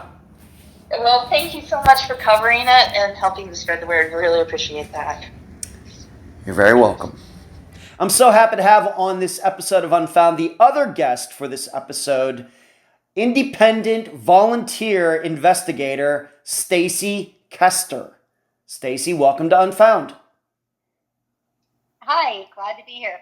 I'm glad to have you. And if listeners are familiar with the episode that covered Irene's disappearance on Paramount Plus, yes, this is the other woman who was interviewed, who was part of that production that came out, I guess, within the last year. I've had a chance to watch it. I do have Paramount Plus.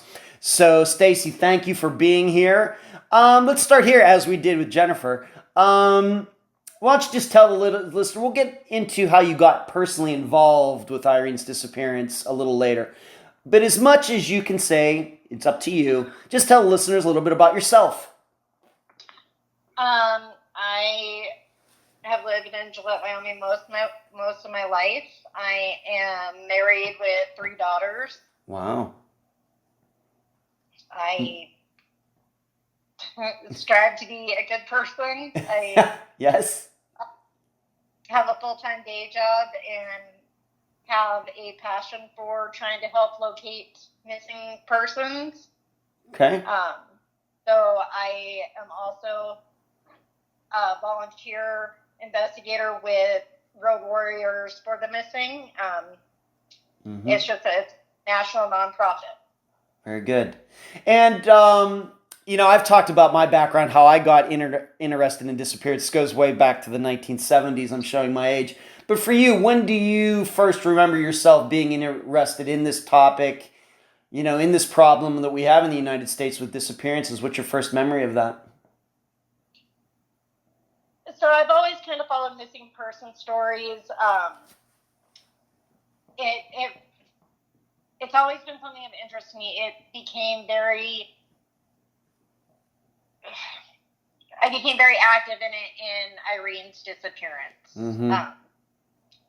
But it's always something that I've followed the stories. I don't feel like any person should ever have to go to bed wondering where their family member is. Right. Can you remember a first disappearance that, caught your attention, maybe as a teenager or something?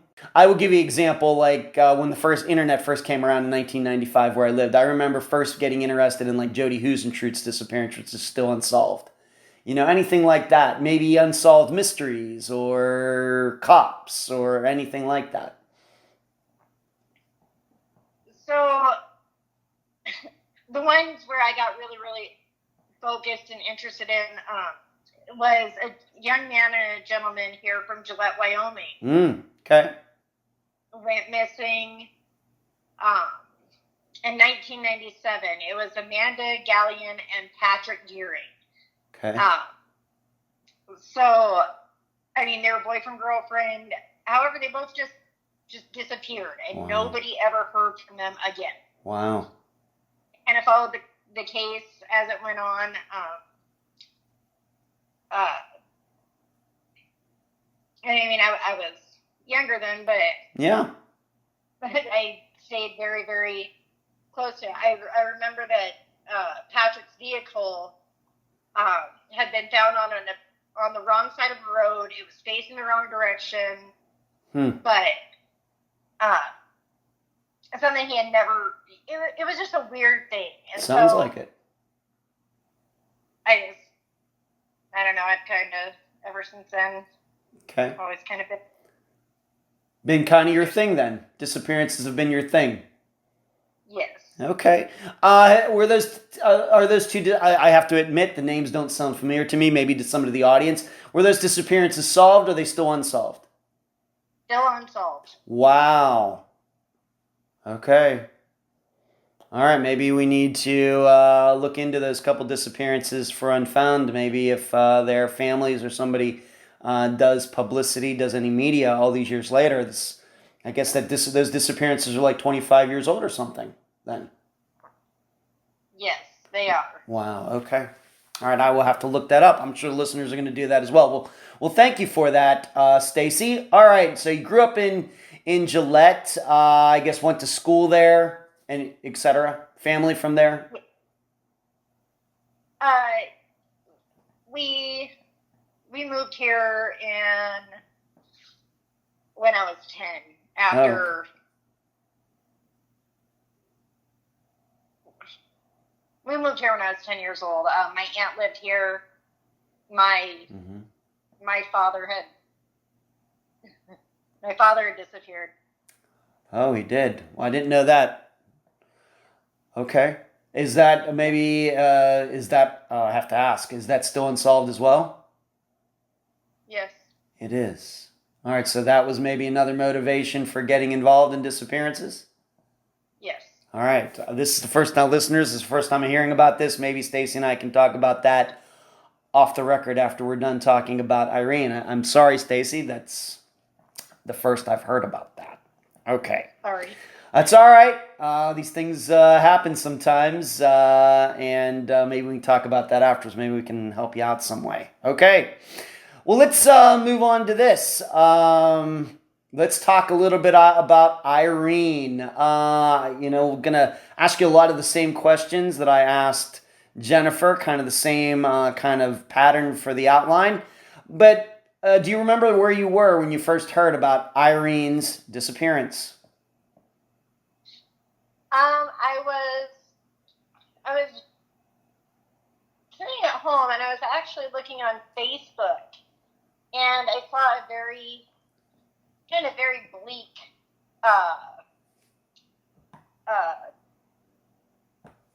police information put out stating that there was a woman that was missing, young black woman. It was the police press release. Okay. It was very just woman from Kenya living in Gillette, Wyoming, missing, and got to looking into it and following the story, and it was, literally they live a mile and a half from my house. Huh. And so it really kind of sparked an interest. And then you heard or you saw the press release on Facebook. Like I said, it was very vague. Yeah. But with the press release, you hadn't seen a single flyer or a single missing person poster or anything that had been put out by law enforcement. And so it was kind of one of those, something needed to be done. And that's how you got involved? Yes. And would you say, I guess we're saying this is shortly after her disappearance in February of 2022? Yes, I want to say it was April. Okay. April or May. Okay. Do you think just in your daily travels, none of our business what you said you have a full-time job and none of our business what else you do, but do you think in any of your travels you might have run into Irene during that time or, being that you only lived a mile and a half away? Before she disappeared? Yeah. Yeah. I know that she worked for FedEx for a little bit of time. Mm-hmm. The companies that I work for, we FedEx daily deliveries. So I order Amazon like crazy and have FedEx drop at my house all the time. So, yeah. I wonder if maybe, yes, Wow. I probably seen her a time or two. Right. Wow. Okay. So and I know that Gillette, not the hugest city. I think that it's like, 40,000 people, something like that. Give or take. Yeah. So I guess it is possible. Maybe you ran across her before she went missing. and wish our memories were, that good. We could remember things like that. Okay. To be clear, though, you did not know her, but just, what have you learned about her? I think maybe you've had some interaction with her. You've had some interaction with her family? Oh, yes. Yes. Okay. I to them. All right. So, of course, we talked about this with Jennifer, but you put it in your own words. What have you learned about Irene? Of course, she is from Kenya, but just about her personality. What was she into? What has her family told you about her? What have you learned about her on your own? So, Irene was always Daddy's little girl. Chris and Kennedy always joke about, basically the youngest child could get away with anything. And if the big brothers were picking on her, Dad had her back. I talked to Francis. He still resides in Kenya. But I also talked to him quite a bit.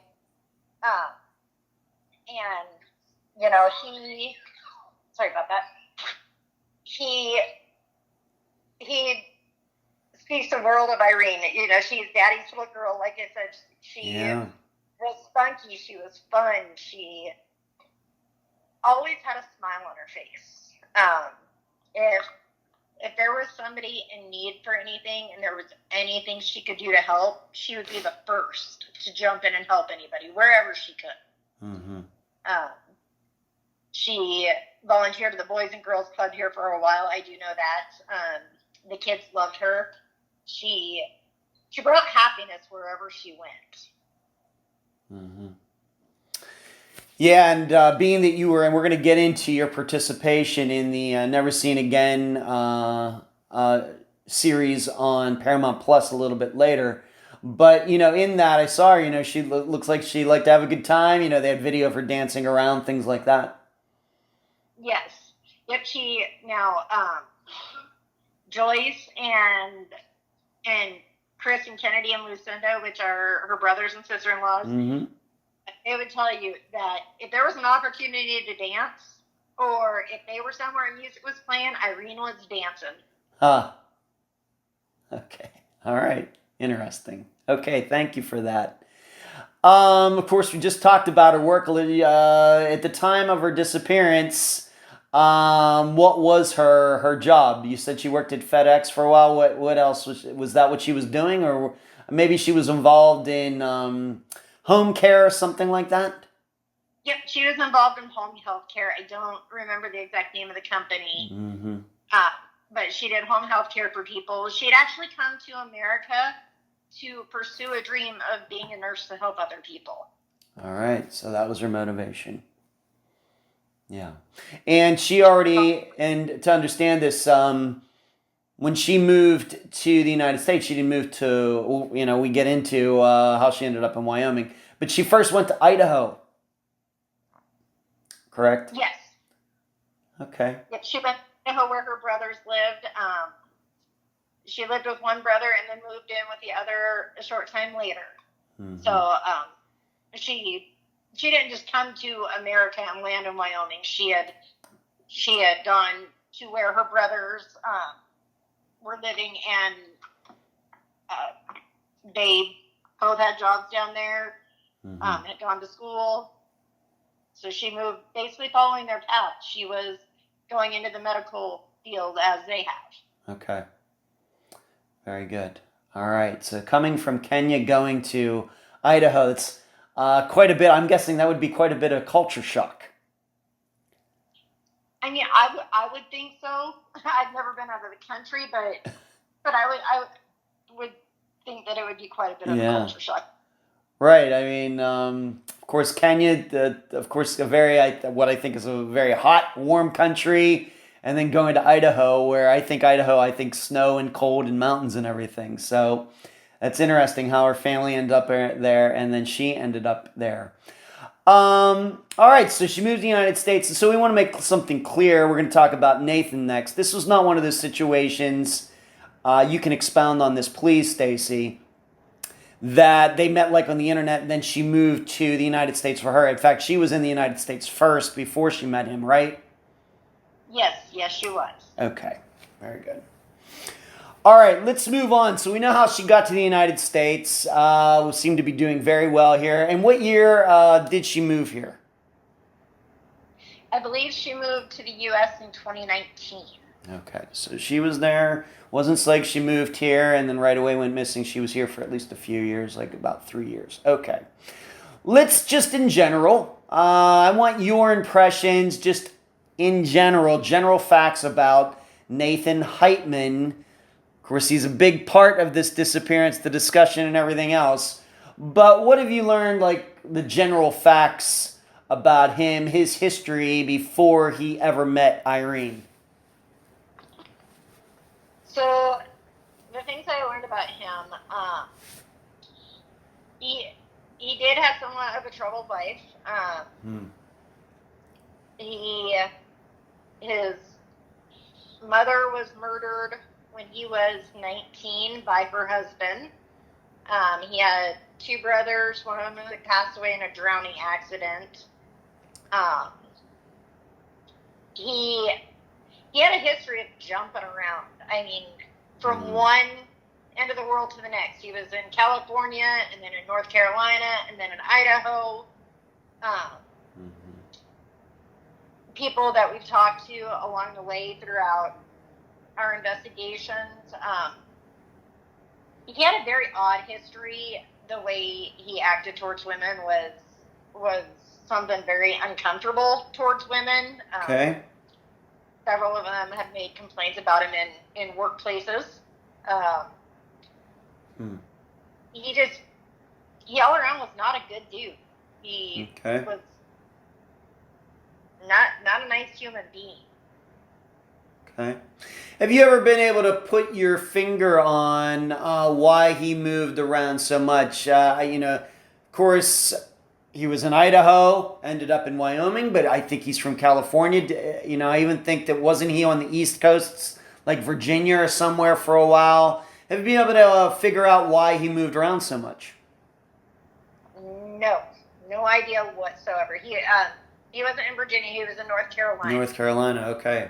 All right, so it's on the East Coast. So nothing at this point. We have to remember this disappearance is not that old, at least in Unfound's world. The average age of a disappearance we cover on Unfound is about 22 years old.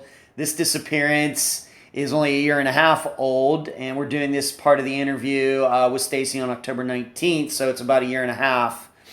So maybe there will be more that comes out about Nathan as we continue on. Hopefully, of course, we'll find Irene, of course, and all, in covering this disappearance. So he has this history of moving around, and what kind of work was he involved in? So he worked for AT&T. I can't think of the side of AT&T. He was tech support. Also did sales, things such as that. So worked mostly in an office setting.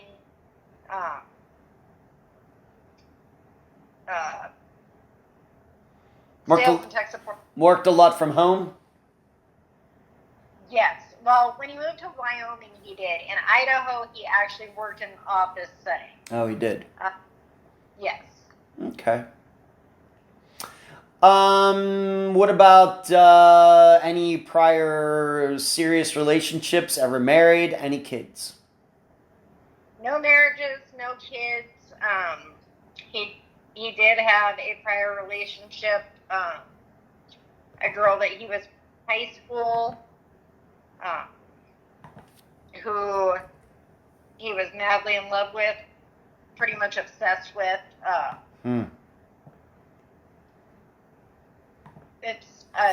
I will not share her name. I apologize. Of course, you don't. Please don't do that. All right. Yep. All right. So he has this, and you've spoken to her?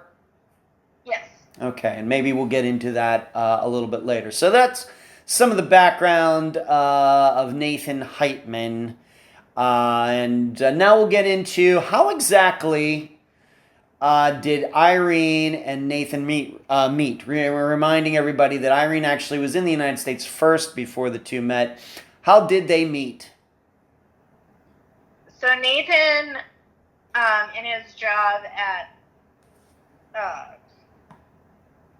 Nathan had won a trip to, I don't remember quite where they were supposed to be going, but it was a work trip during the COVID time, and he had won this trip, and apparently the girl who was originally supposed to go with him could not, and nobody's ever really confirmed who this girl is. It's still kind of believed that maybe this girl didn't really exist.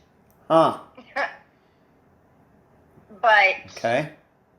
he posted this ad for looking for somebody to go on this trip with him, then potentially start a relationship with him, described himself as this, handsome, financially fit, strapping young man, basically put himself as every girl's dream is how the ad ran. Okay. You've seen this ad? Yes, I have. Okay.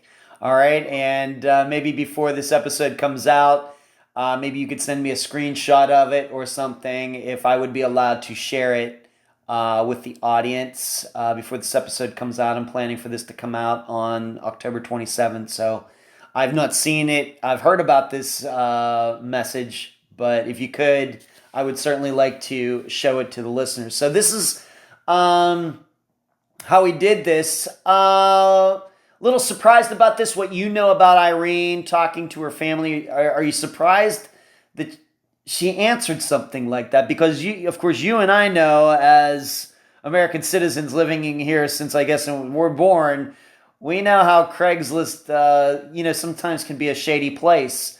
Her family's surprised about this.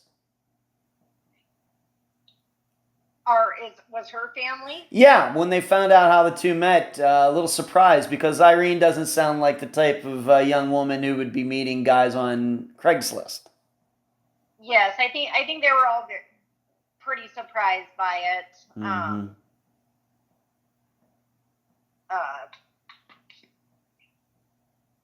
Yeah.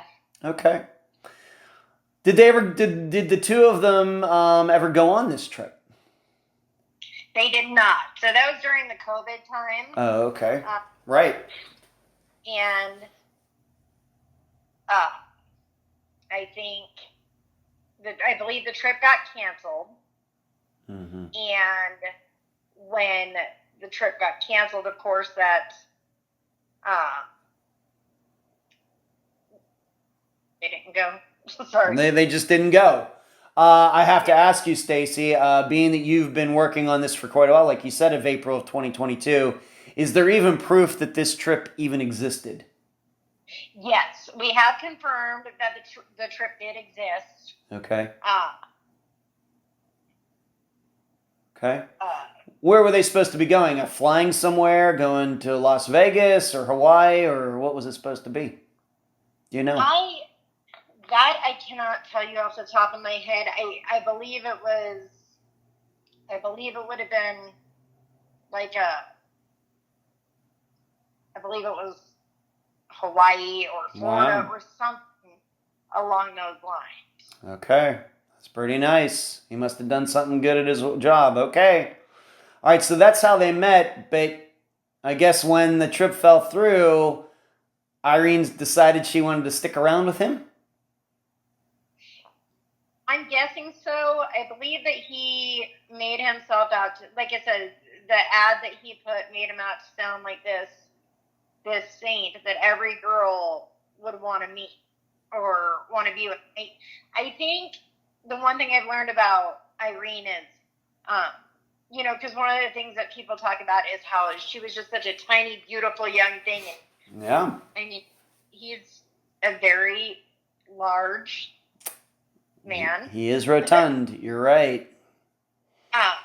But one of the things that I definitely learned is that it didn't matter the size or color of a person. She loved people for who they were inside and out. So I think that after, and this is just my speculation, is that after met him, he made it sound like, or acted like this great dude. And therefore, she still gave him a chance. Okay. And this, we should clear this, being this was during COVID, that we're talking like 2020, year 2020. Yes. Okay. All right. And at some point, I guess they started living together. Yes. Okay. All right. So she's living with her family, and then at some point, she is living with Nathan, just the two of them, and we'll get into kind of the misdirection that they both did with, her family. We'll get into that a little bit later. I asked Jennifer this, I'll ask you this. In talking to her family, you've gotten to know them. Did they ever see any proof that Irene was being abused or anything? Anything, as we know how these stories go. Well, you see a bruise, oh, I walked into a door, oh, I fell down the steps. Anything that they saw that there was any abuse going on in the relationship? It did not sound like it, no. No. Okay. Have you gotten a feeling of how the family felt about her being with Nathan?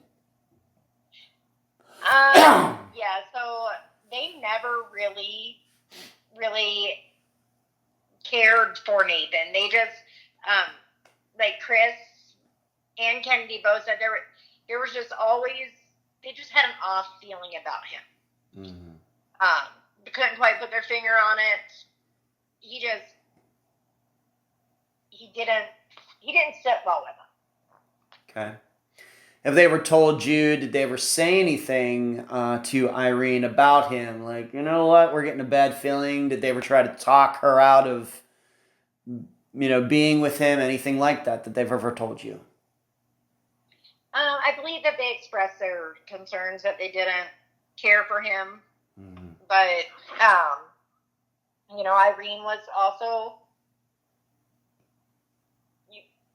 developing her freedom, right, developing her life here in America, and she was a grown-up. Right. So.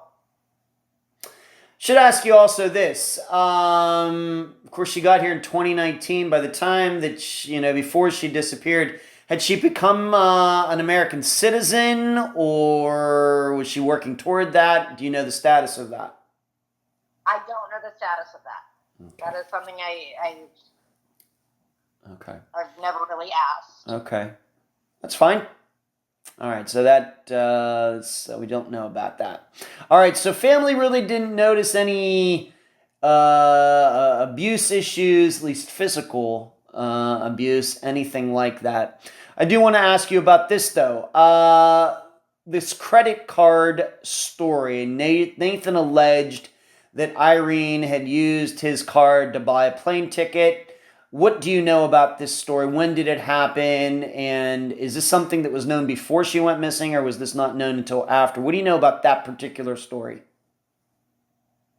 So, I know that Irene was, at one point in time, was going to leave Nathan. Okay. I don't know where she was planning on going, if she was going to move back home with her brothers, or what the whole story is there. Mm-hmm. However,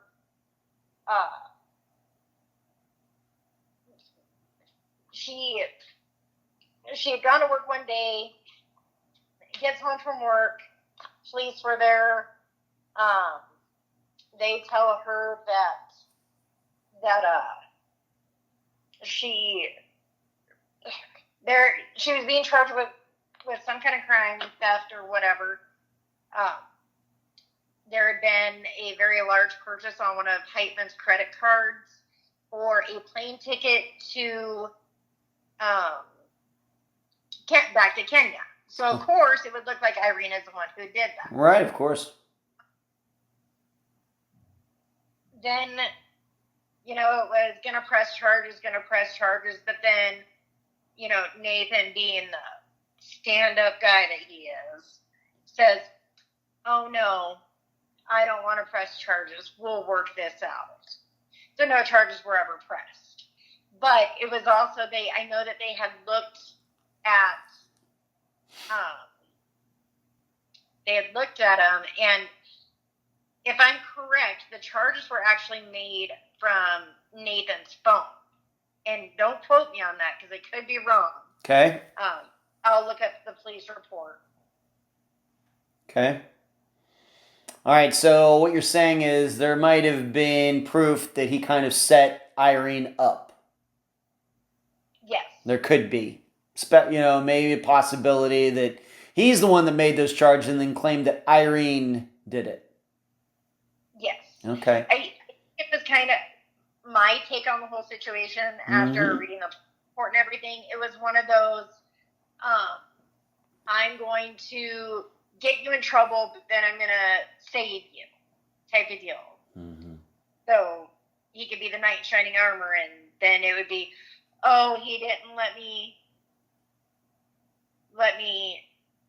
get in trouble, so maybe I should stay with him. Wow. Okay. When did this happen? What do you remember about the timeline? This did not happen near her disappearance, correct? This was like 2021 or something.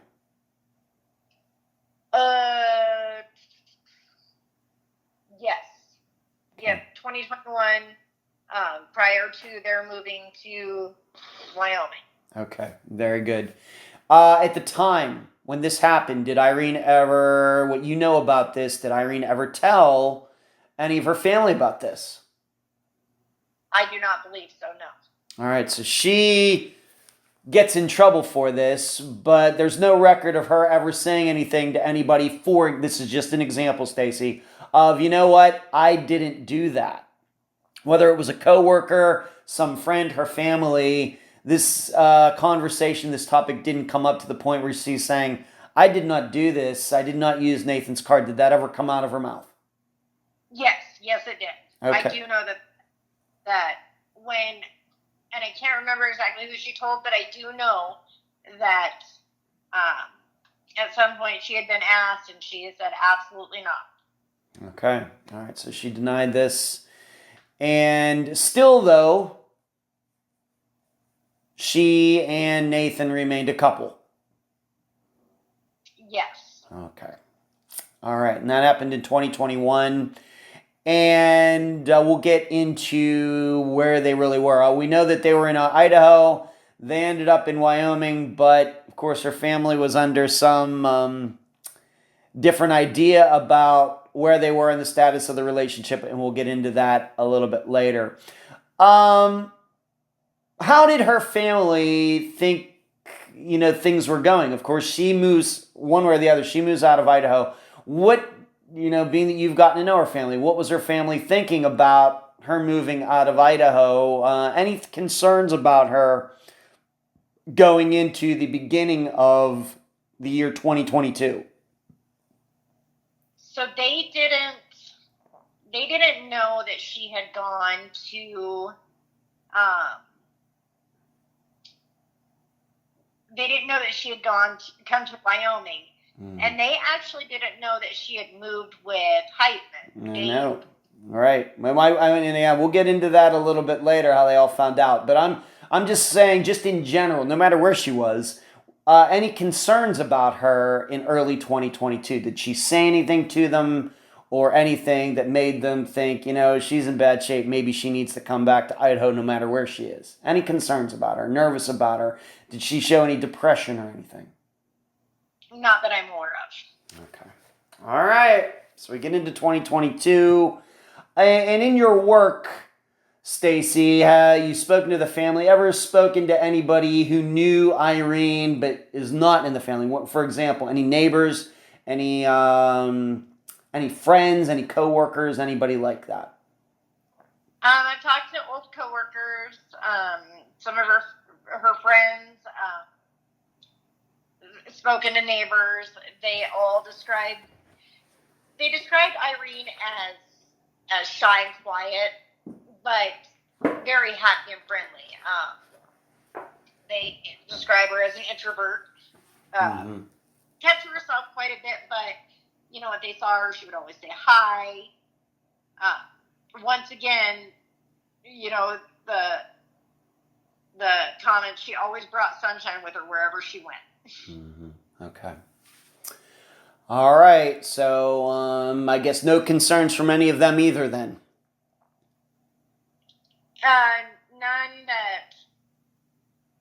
None that really stood out. There was, well, I guess we can get to that in a bit. Okay. There was concerns from people. Okay, we'll get into that a little later, just like you said. Okay, fine. Let's talk a little bit about this last video call that she had. When did it happen? Who was the other party? What went on during this this last video call? Because, of course, with disappearances, it's always important to know who last saw the person or heard the person's voice, in contrast to any emails or texts, which anybody can do. It's always very important about seeing somebody, hearing somebody. What can you say about this last video call? So, Irene, no matter what, spoke to her father every single day. Her brothers will tell you it wouldn't be surprising for them not to hear from her for a week or two. But for her father not to hear from her every day is already weird, but especially days on end. But she'd had a video call with her mom and dad. It was it was on July 24th.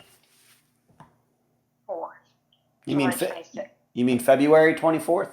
I'm sorry, February 24th. Okay.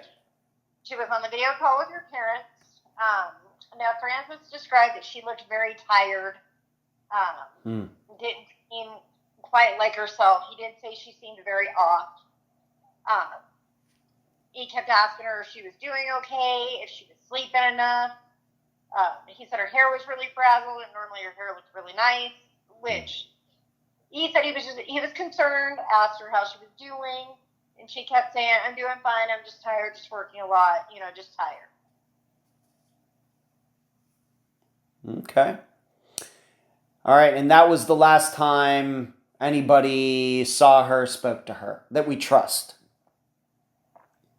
Yes, that was the last time that anybody that we know is being honest. Okay, right. That's how we always have to say, anybody we trust. We can certainly track down people who we don't trust in all these disappearances.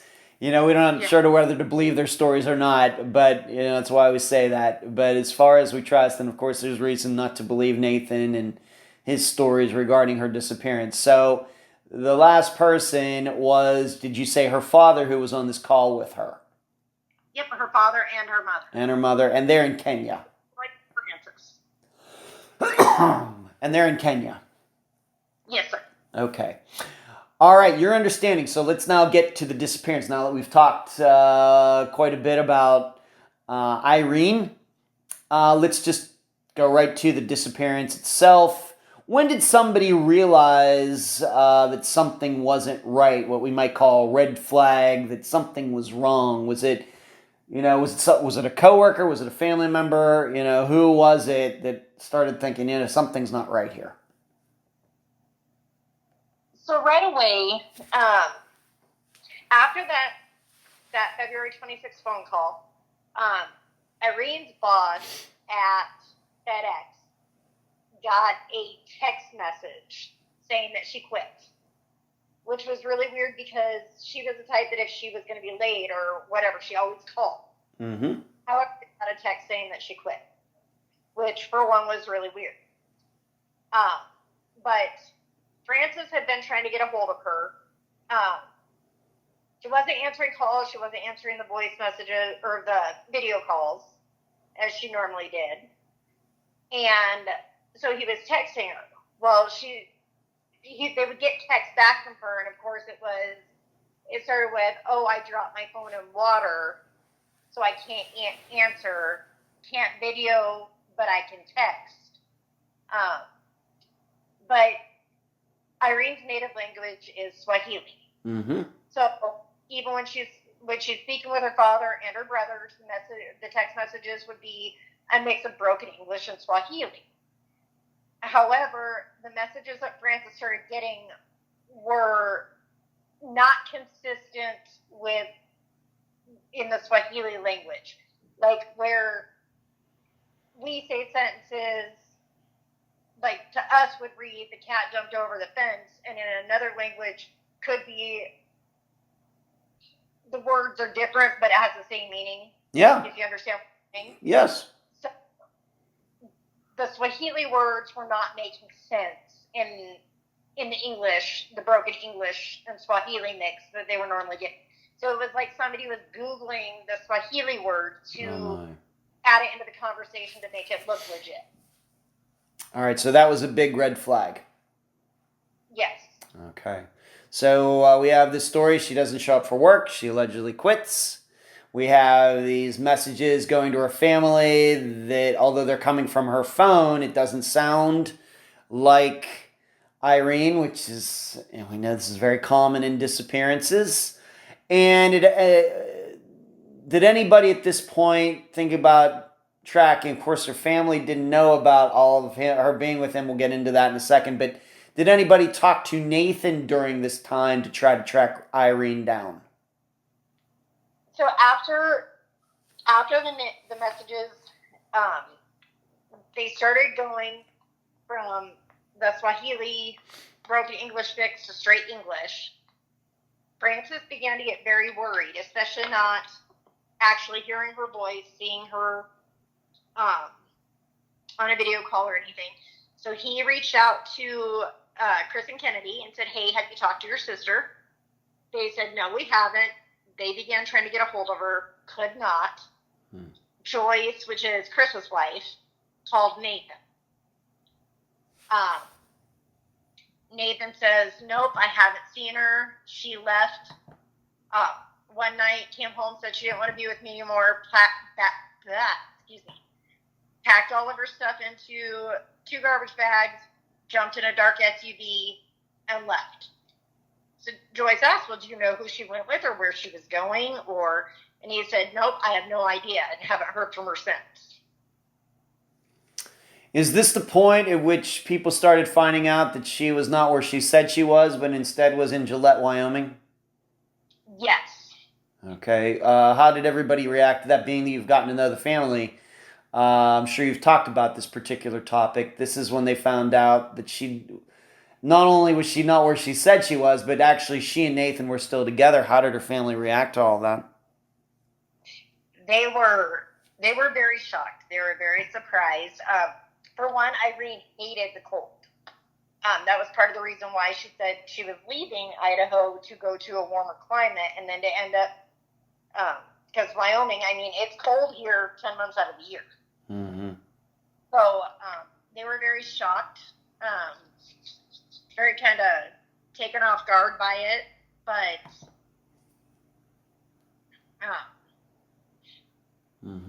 yeah, they were just very surprised by it. Okay, and just to be clear, is just an approximation, Stacy.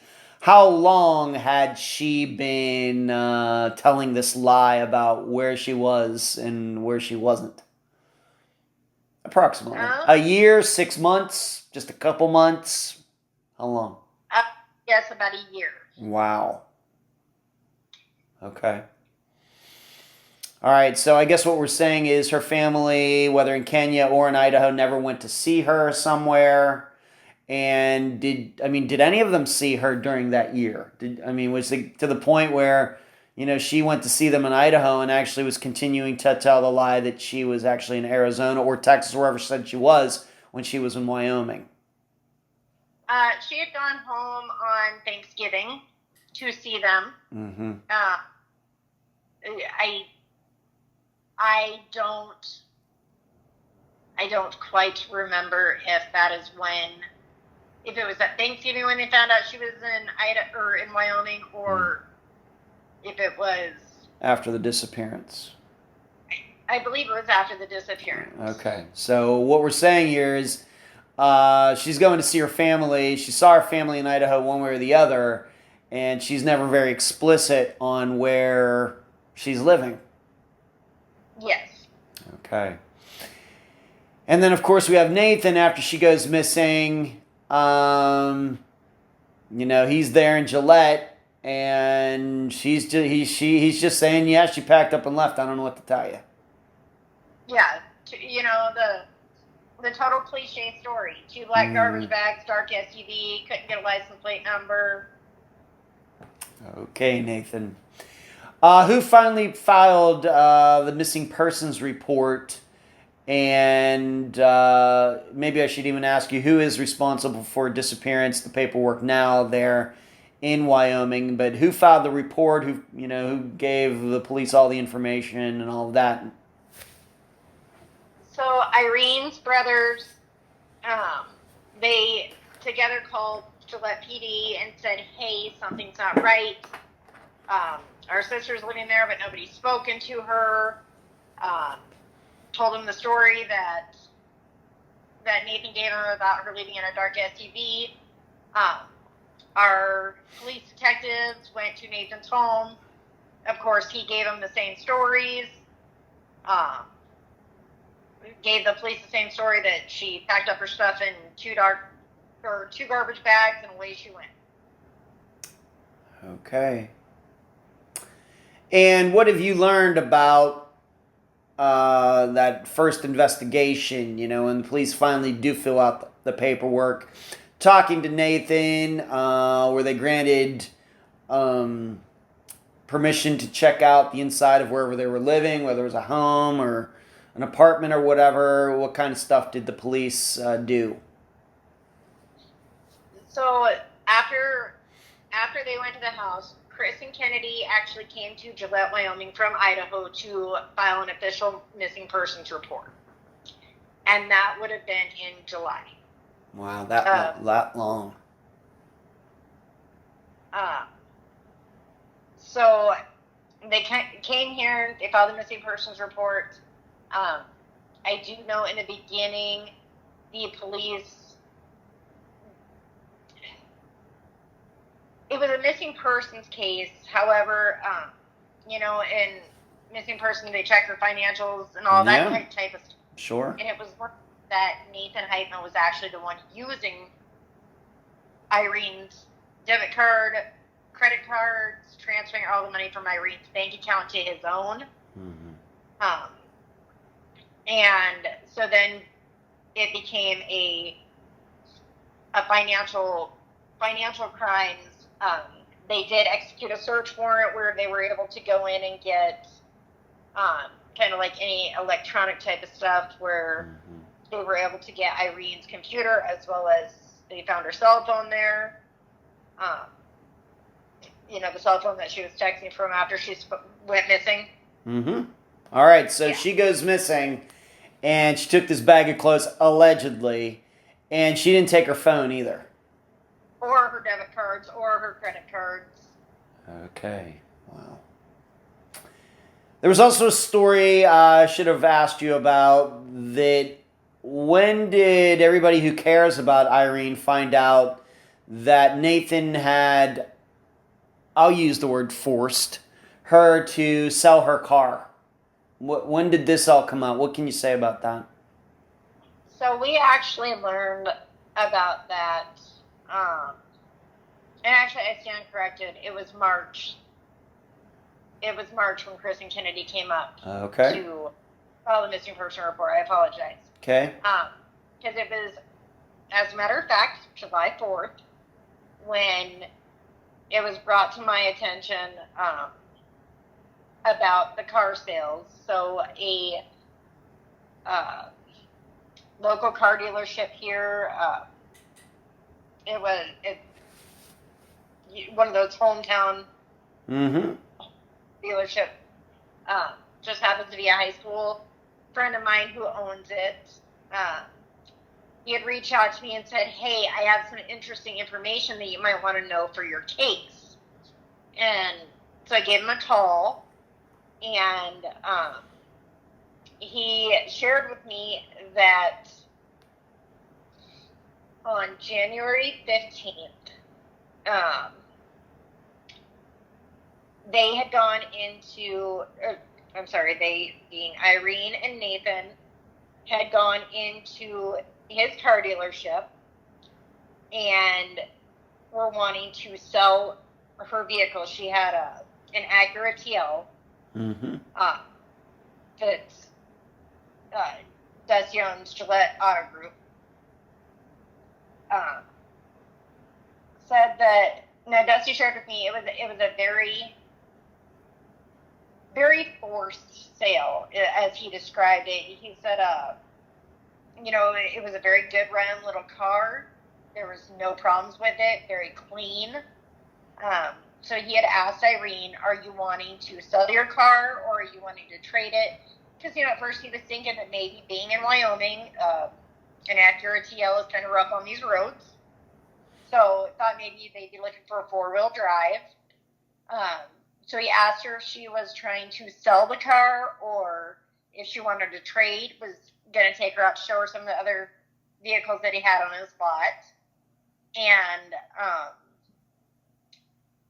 Heyman had said, no, we just want to sell it. I've already bought her a new car. And now, during this whole entire transaction, because Irene's name was the only one on the vehicle, it was described by Dusty that every time he asked Irene a question, she would look at Nathan before answering. Almost that the typical making sure she said the right thing so she wouldn't be in trouble with him type of right. He said that, the whole transaction ended up taking a couple days because he made him an offer. She said they had to go home and think about it. Kind of went back and forth on numbers. Well, then she finally calls and she says, okay, we'll take the offer that you gave us. So when Irene went down there to surrender the car and get the check, it was described that when Irene got there, now she would not get out of her car until Nathan pulled up. And even though the check was handed to her, it was immediately handed to Nathan. Okay. All right, so and you didn't find this out until you personally found this out in July of 2022. Yes. All right, so this was a mystery to everyone. Even the police didn't know about this until this person contacted you. As far as I know, I can't speak for what the police did or didn't know. Okay. I'm assuming they didn't because they hadn't spoken to Nate or to Dusty. We did let them know, and the police did immediately go down there to speak with them. Okay. That brings me to this question. How did you get involved? That wasn't your first involvement, though. You said that you got involved before that. What motivated you to get involved? Of course, being that it's in your hometown, of course, that helps. But I get the feeling that you're more involved in Irene's disappearance than any you've done before this, been involved, before any other disappearances you've known about. Why this one? So I'm sure you remember the whole Gabby Petito. I do. Here, very tragic story. But if you look at the two cases, okay? You've got a blonde hair, blue eye, beautiful young lady traveling across the world, goes missing. You had news broadcasts and press releases on the daily. Yep. Then we have this young black woman who literally came to America with a sole goal of helping other human beings. You didn't hear the news broadcast. You didn't hear the constant press releases. You didn't have people coming out of the woodwork trying to help find this young woman. Good thing about being from a small town, and having the parents that I do, I know a lot of people here. I grew up knowing a lot of people here. Your small businesses, your your ranchers, your country folk. I know all of them. So getting permissions to get on lands for searches, getting permissions to check oil fields, mine sites, things like that. It was something that I knew I could do. And so it seemed important to be able to help them. And that's what motivated you. That, and I don't feel like any person should ever go to bed at night wondering where their missing person is. Very good. Okay, and so, your perception, you hear about her disappearance, and was it like right away? I mean, you read it, you heard about it on a website or on the local news or something, and this was something that struck you right away? Absolutely. Okay, nice. Okay. Let's move on to this. We talked, of course, she's missing, but her car is not missing. In fact, it got sold. But her phone is not missing. Do we know anything about it, like her purse or ID? Do we know about any of those items? It is her purse. Yeah. And all of that. Yeah, her purse, her credit cards, her debit cards. All of that stuff was found at Nathan's home. Okay. All right, and we've already talked about this questionable communication. A lot of English being used instead of a mixture of English and Swahili. We already talked about the last video of her on February 24th talking to her family in Kenya. Has Nathan ever offered up any explanation for all of that? For example, has he ever offered up, you know what? That was me who was texting on her phone. Has he ever admitted to that, to your knowledge? He has never. Never. Nope. Okay. No. Now, something that I think is very, very important to share about the whole situation. Yeah. When it wasn't just financial crimes. He didn't just use her money. He went in and deleted her social media accounts, her email. He also changed her password to her banking information. Wow. So he had total access to everything that she had.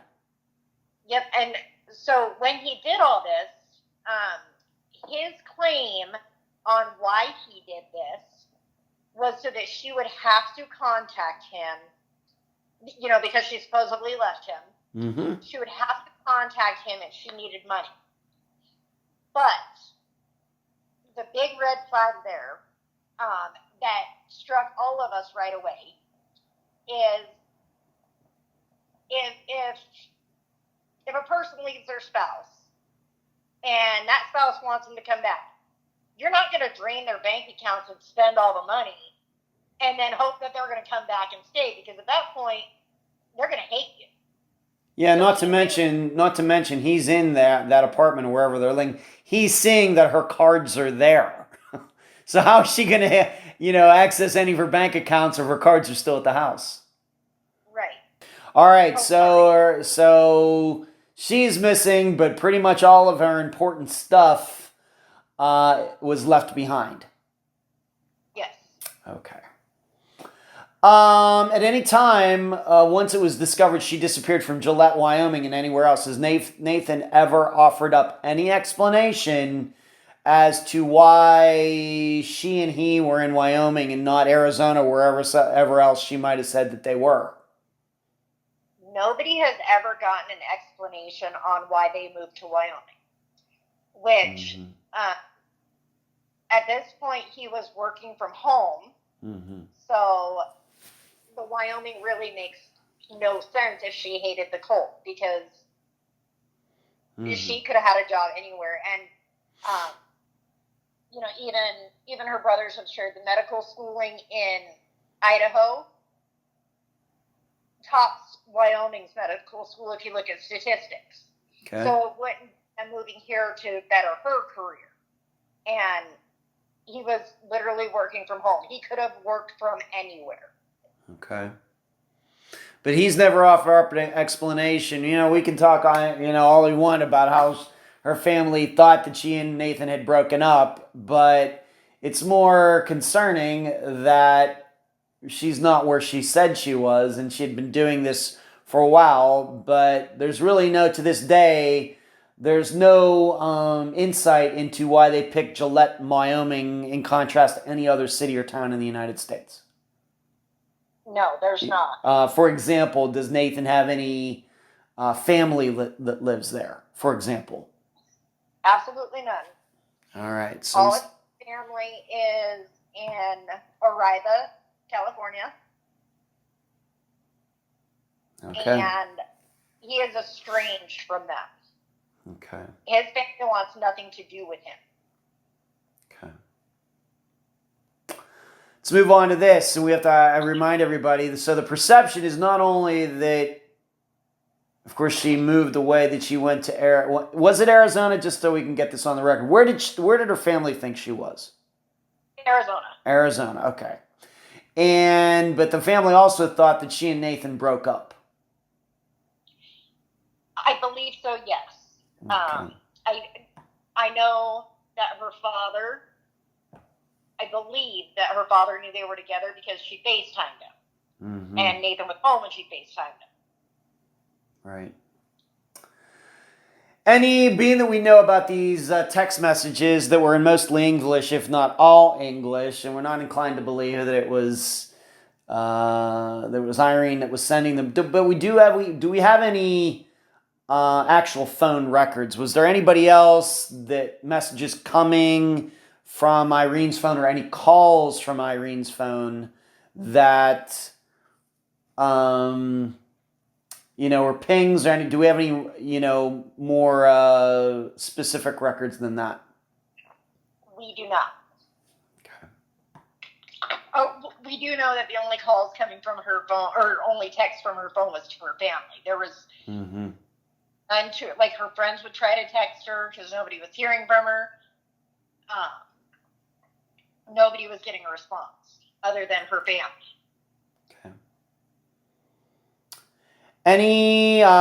Once this all, and we're going to get into these felony charges that Nathan finally got, but, and so he might have been more deeply looked at then. But regarding the vehicle that they still had, she's missing. Do you know if any forensics were ever done on his vehicle regarding the disappearance?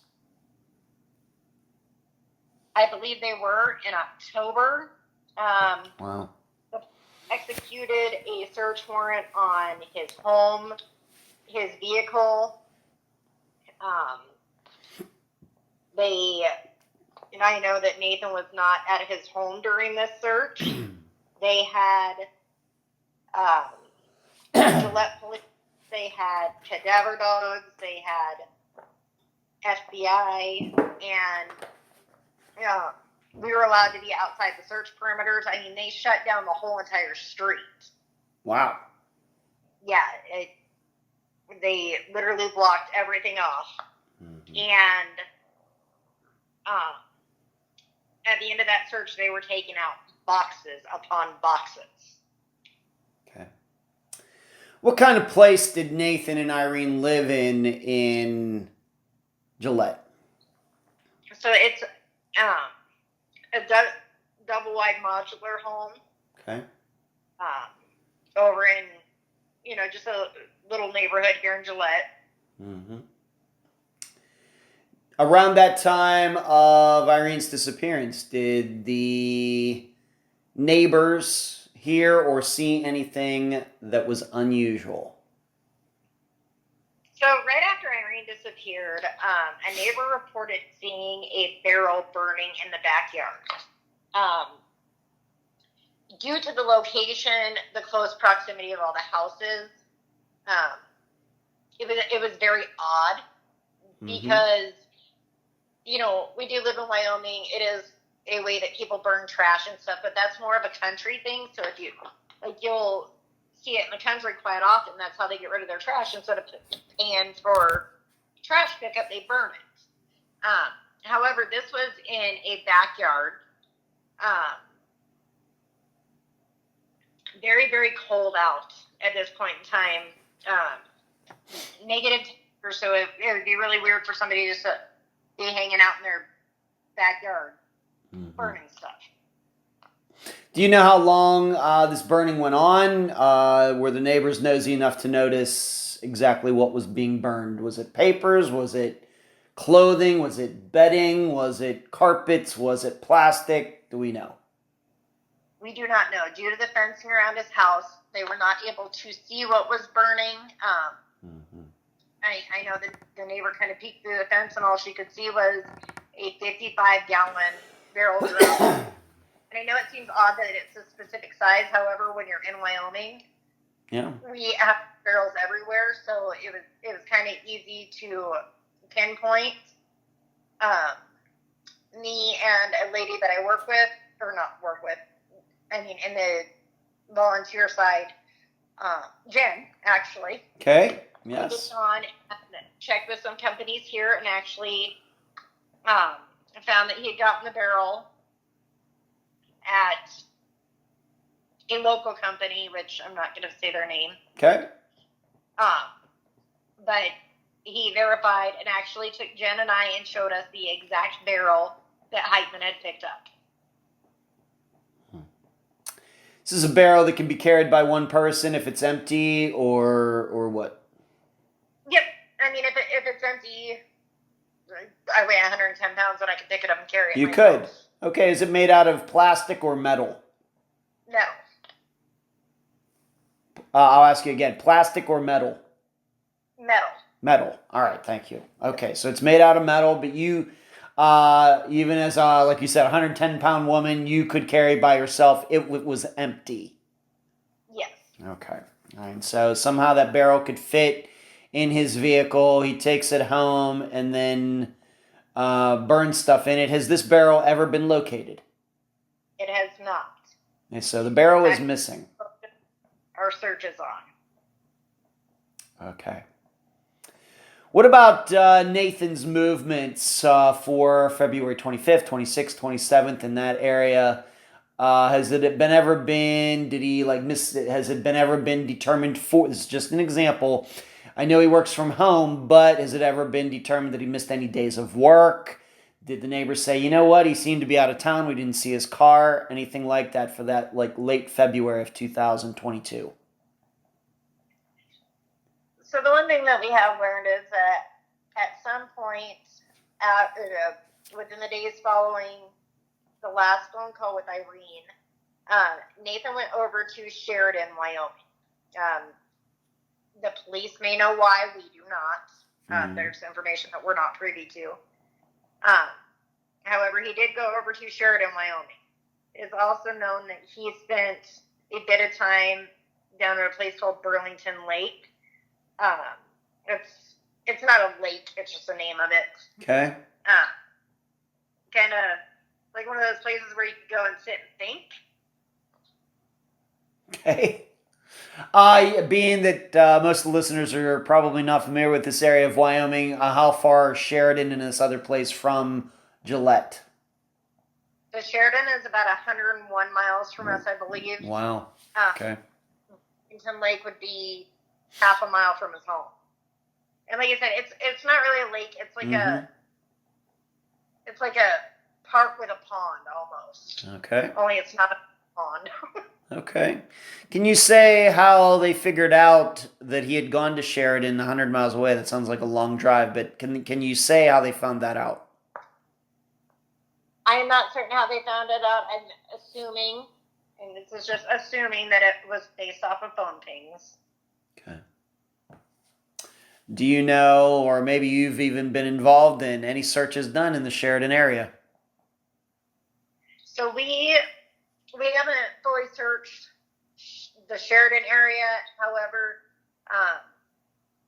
the back road, there's two ways you can get to Sheridan. You can get on I-90, which will take you straight to Sheridan, and you can get, there's a back highway 1416 that'll take you to Sheridan. In our search efforts, we've covered a lot of highway 1416. We also we drove that back way all the way to Sheridan, kind of checking any ravines dips, places where you could stop and roll a barrel out. Without it wouldn't take much effort. We've met with ranchers, especially a hunting season and whatnot, because a lot of the people with land out there will let people hunt.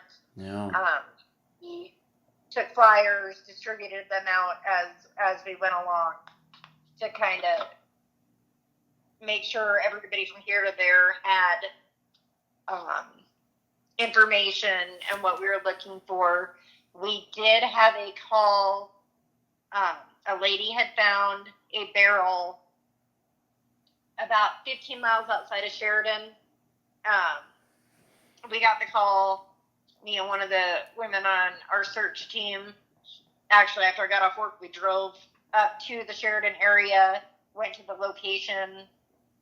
Did not end up being a match to the one, but every tip we got on a barrel, we would always go check. I should ask you, please, it's a 55-gallon barrel. It's made out of metal. What color is it? Silver. Silver. All right, so not something that's going to really stick out. No. Not like fluorescent green or orange or something like that. Nope. Okay, so it's silver. All right. Not the best color, tramping through the woods and maybe seeing something from far away. Okay. We talked about Nathan's kind of history before he and Irene ever met, but let's kind of go over this again. Did you say that you did speak to a woman who did know him, or it was his girlfriend, or maybe Jennifer did? What can you say about that? So we talked to several women Please. who knew him. Yeah. Ex-girlfriends. Every single one of them described him as possessive, controlling, very needy. It's more the not I'm dating you, but I own you because we're together type of feel.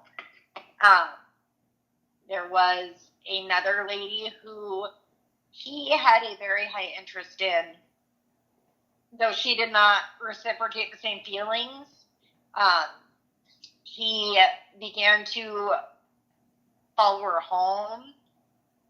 Wow. One of her friends would even, because they worked together at AT&T, one of her friends would actually, she got off an hour before this lady, but she would wait in the parking lot for her friend to get off because her friend was so scared of Heyman and following her home. Wow. She ended up making complaints with AT&T. However, from the way it sounds, is Nathan was the top seller, so I believe they kind of disregarded her concerns. Huh. In knowing these women, share any of the same qualities as Irene? For example, are any of them from another country? Any of them maybe have the same kind of personality or the same kind of look that Irene did, or what? No. Huh. And that is another interesting thing about this whole case. So even Nathan's own family, his father, his stepmother, everybody was very surprised to hear that Irene was African American. Yeah. Because they said that Nathan was always very racist. Wow. Huh. Did his family, you said he was estranged from his family, but even so, did any of them seem to know that he was living with a black woman? They did not. They didn't. Okay. As a matter of fact, they did not find out anything about this until we reached out to him when we started trying to. We were trying to get to know Nathan, his fears, his places he would go. Because I mean, if if somebody's scared of spiders, they're not going to go where a bunch of spiders live. If they're scared of bears, they're not going to go where a bunch of bears live. And so we were trying to find out who he was to learn kind of places that it would be more likely for him to take Irene. Yeah. And that is when we learned that, his family described him as extremely racist. Wow. Okay. All right, so I guess what we're also saying, these other women you ran into are all white women? Yes. Okay.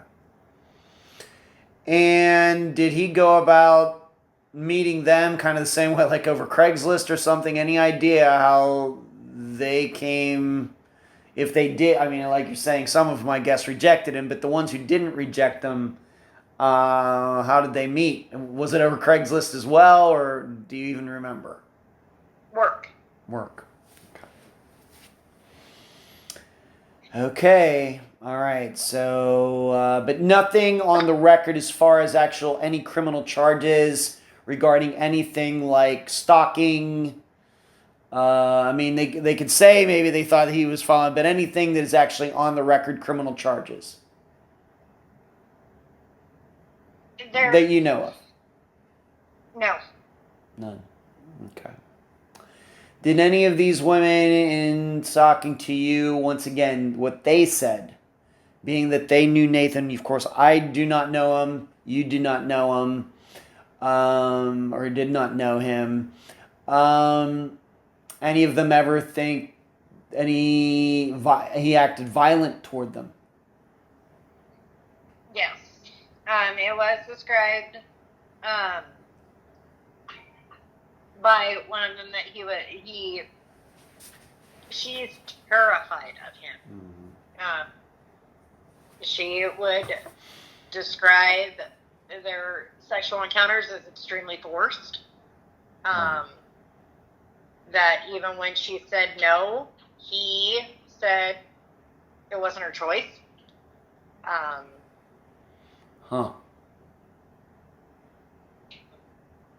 Okay. All right. This is, of course, don't really have any, but she never no charges of rape or anything like that you know about. No. Okay. We have to remember, this came up with Jennifer, we have to remember that Nathan is not a small man. I think the weight that came out was like 330 pounds. Yeah, very large. Right, and from what I saw of Irene, she might not have even been 100 pounds. Yeah, I mean, I think it was reported she was 95. Right, so he's like over 3 times bigger than she is. Yes. All right, and even for me, being a guy, I'm like 5'9", 180 or something. I mean, Nathan dwarfs me, even, as a guy. So, yeah, he's a big fella. All right. Let's move on to this. You've already talked about this. Let's talk about, you kind of mentioned it in passing. Let's talk about these felony charges that finally were pinned on him. How did this all happen? So after the police did their investigation,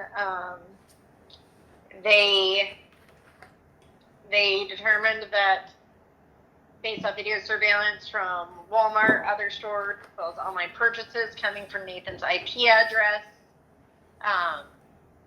they determined that yes, it was Nathan using her credit card from the bank account. They could see where the money was being transferred from her account into his, mostly in $500 increments. Several transactions. As a matter of fact, I just sent you all the court documents. Okay, thank you. What was he, any idea about what he was buying? So one of the first purchases that was really odd was boots, pants, shovel at Walmart. Wow. Which, of course, gave a lot of speculation on, did he take Irene and bury her? However, a person in Nathan's own family, which I can't share which one. Okay. When him and I spoke, he expressed that maybe that was the intention, was to get people speculating. Nathan was never very physically active, even prior to him becoming a very large man. Mm-hmm. They said he wasn't an outdoorsy type, so they believed that it was basically just a ruse, A ruse, kind of misleading people. Yes. You buy boots, pants, and shovel, people are going to be looking for burial spots. Mm-hmm. But the other thing is being in Wyoming, water areas, one of the things that we tried to focus on was the shovel can also be used to break the ice. So that became another idea. But at the same time, burning a barrel. We also thought that maybe the shovel could be used to, if you've ever burned anything in a barrel, the top is always going to burn faster. Whereas if you flip it around, it's all going to burn, if that makes sense. Okay. All right. So these things were part of the purchase, and these purchases were right around the time that Irene went missing. Yes. All right. Did he? I should ask. Did he have any what we might call frivolous expenses, like buying video games or TVs or anything like that? Were those things also on there? It's fine if you don't remember. That's fine, Stacy. But anything that jumps out to you. I don't believe they ever really expressed what all the purchases were. I do know that there was some electronics involved. I just can't specify which ones. Okay. So he eventually got caught, and the way you're portraying this is this all came about because of the investigation into her disappearance. Yes. All right, and that's how they found out that he was using her credit card and other things to access her accounts. Of course, we already heard his explanation. He thought draining her bank accounts would bring her back. Okay.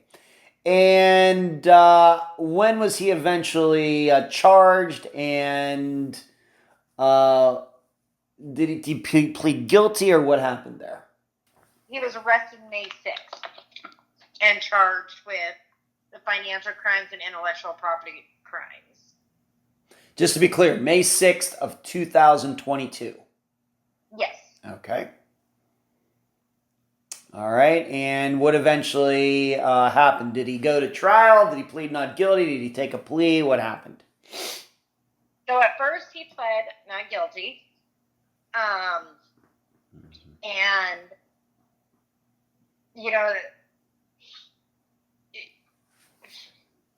he pled not guilty. He asked for a jury trial. And then it was like the court dates kept getting pushed back. Every time it would get close to the court date, he would file a continuance. And for some reason was always granted it. Towards the end of the last one, then we got notification that they were doing a change of plea. And he was going to plead guilty to 3 of the charges, and then they would dismiss the 2. They would dismiss an intellectual, or I believe it was both the intellectual property crimes that got dismissed. Okay. If he pled guilty to the other, it would be an open-ended sentence. So there would be no request from either side on what the prison terms would be. It would basically be up to the judge to decide. Okay. And so your understanding, how long is he going to be in jail? 2 3 to 6 year sentences served consecutively, followed by I can't remember if it's 2 to 3 years supervised parole or probation and parole, to be followed right after he gets out of prison.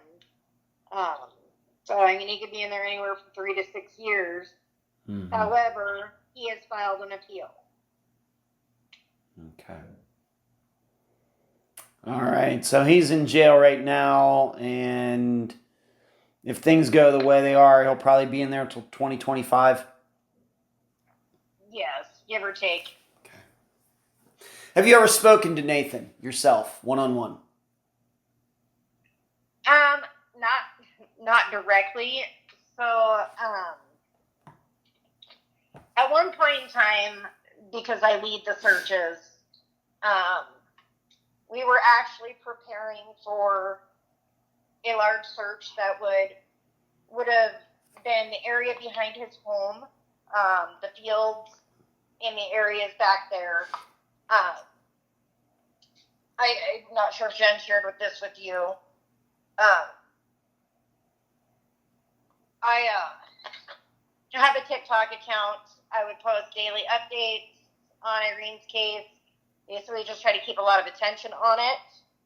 After I spoke with his family, stuff that they shared with me, basically we're trying to make him uncomfortable so that he would start speaking.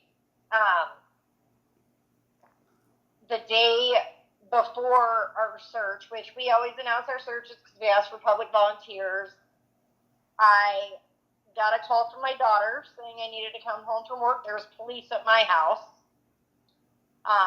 Nathan had served me with a stalking protection order. Wow. Yeah.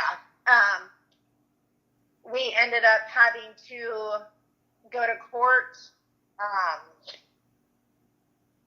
When was this? Goodness. Please give us some dates if you could. September 15th. Of 2022. You were going to do a search and you got served. Yes, I got served with a stalking protection order. The temporary order required I could not go anywhere near him or his home. I also had to take down my TikTok account until the actual hearing. I was not allowed to say his name publicly. Basically, if his name came out of my mouth, I would be arrested. I see. Some judge went along with that? Nope. It was a temporary order. So here in Wyoming, if somebody serves a protection order, of course, you have the right to fight it.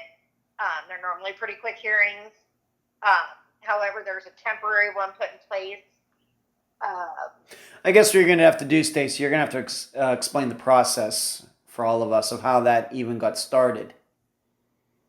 He doesn't like what you're doing, so he talks to a lawyer, and what does a lawyer do? He didn't talk to a lawyer. So he has a public defender, which here in Wyoming, you can't use a public defender for any crime that isn't going to put you in jail, or for personal things. That's a personal thing. So he went to the courthouse and filed this on his own. He did. I was served. So our search was planned for September 17th. I was served September 16th. Mm-hmm. They did a pretty fast court hearing. Or no, I stand corrected. I'm sorry. Our search was September 10th. I was served September 9th. Court was September 15th. So in his court documents, he stated that I was harassing him. I was sharing his personal information with the public. I had shared where he lived with the public because of me. People were harassing him. One of his claims that I was calling him at all hours of the night for block numbers. And he put that I was sharing personal family information of his. on my TikTok account, which, yes, I was. Never denied that. However, all I ever did was share what his family allowed me to share. I had their permission. They actually followed me on TikTok. They were actually tagged in all of the TikToks. Okay. So how long did this, of course, this is September now we're talking. He got charged. When did he finally go to jail? So he didn't end up going to jail until his actual court hearing was June of 2023. Is the original court hearing was supposed to be in February. It kept getting pushed back. He was sentenced to prison in June of 2023. All right, so just a few months ago. Yes. Okay. But back to the question, if you ever spoke to him, you never got to ask him any questions about Irene's disappearance. No, we've tried. So that was one of the things he claimed that I was calling him all hours of the night and that I was texting him all the time. When I had first started the search efforts, yes, I had texted him and just said, I'm the woman looking for your missing girlfriend. Anything you could tell me would be greatly appreciated. I had tried calling him once, got no answer, so I didn't try again. And he never once responded to me. Did you ever get to do that search that you wanted to do before you got served?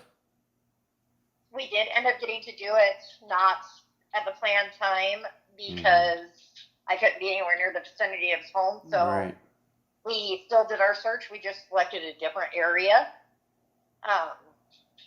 And then later, after everything was dismissed, then we did pursue the original search we had planned. Okay. All right, so he is now in jail. You're working on this. Jennifer is reporting and working on this. What's, if you can say, you don't have to say if it's something secret. We don't want to mess up anything here. But if you can say, what's next for you on this?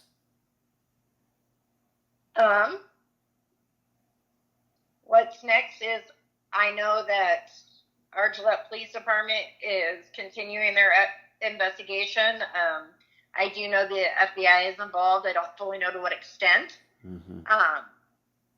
I know that we're continuing our searches and efforts to hopefully find that barrel.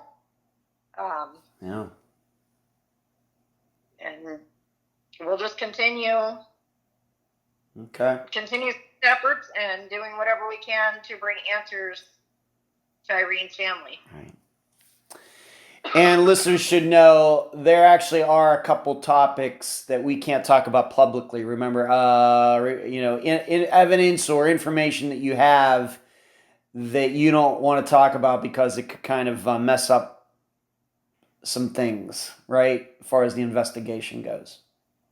Yes. And we know I know at least one of those things are that we can't talk about publicly. Okay.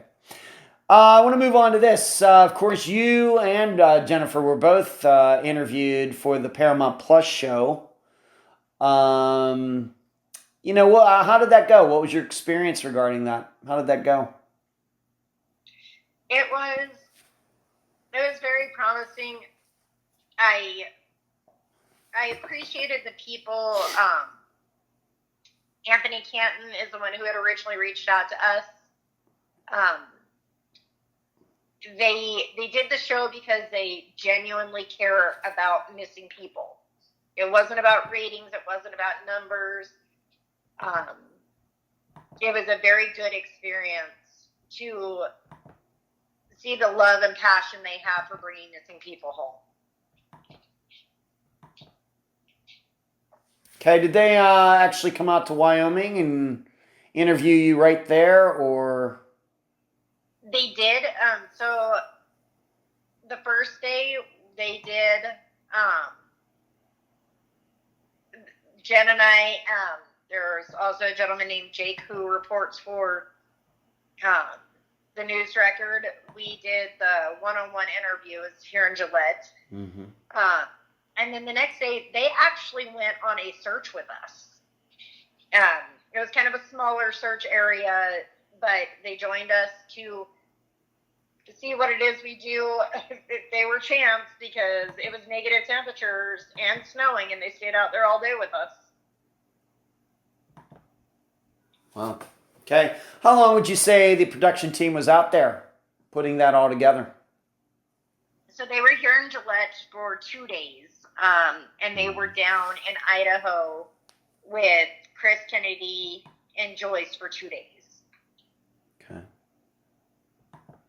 All right, and you were pleased with the final product. We realize, I think those episodes are only like 25 minutes long, and I do interviews here that are 2 hours long. So I have to ask, how were you pleased with the coverage in only 25 minutes, or the things that you said they wish they would have included? How do you look back on it now? I was pleased with it. I do feel a lot more of Irene's story could have been told had there been more time. I do think I very much appreciated how they focused that show mostly on the family. I mean, I appreciated them joining us on the search, but it was, to me, when I watched the show, I really appreciated how they focused on Chris, Joyce, and Lucinda, Chris, Joyce, and Kennedy, and Lucinda, the family aspect, so that the world could really see how bad they are hurting and how much they are missing Irene. Right. How often do you, of course, we're a year and a half after since she went missing, how often do you talk to her family? Daily. Daily? Yep. Every single day. Okay. And how often do you, of course, I guess they still live in Idaho, how often are they coming to Wyoming? So they haven't been up here since the last trial, but my husband and I got an opportunity to see them in Idaho a couple months ago. We went to California, and on our way home, we took a different way around so we could go to Idaho and see them. Nice. Okay. I have to ask, I know that you are a mother, you are a wife, you have a job that, to my knowledge, is not connected to disappearances at all. Where do you find the time, Stacy? Outside of everything. I mean, my daughters are all kind of grown. I mean, my oldest is 20 and she's in the Army.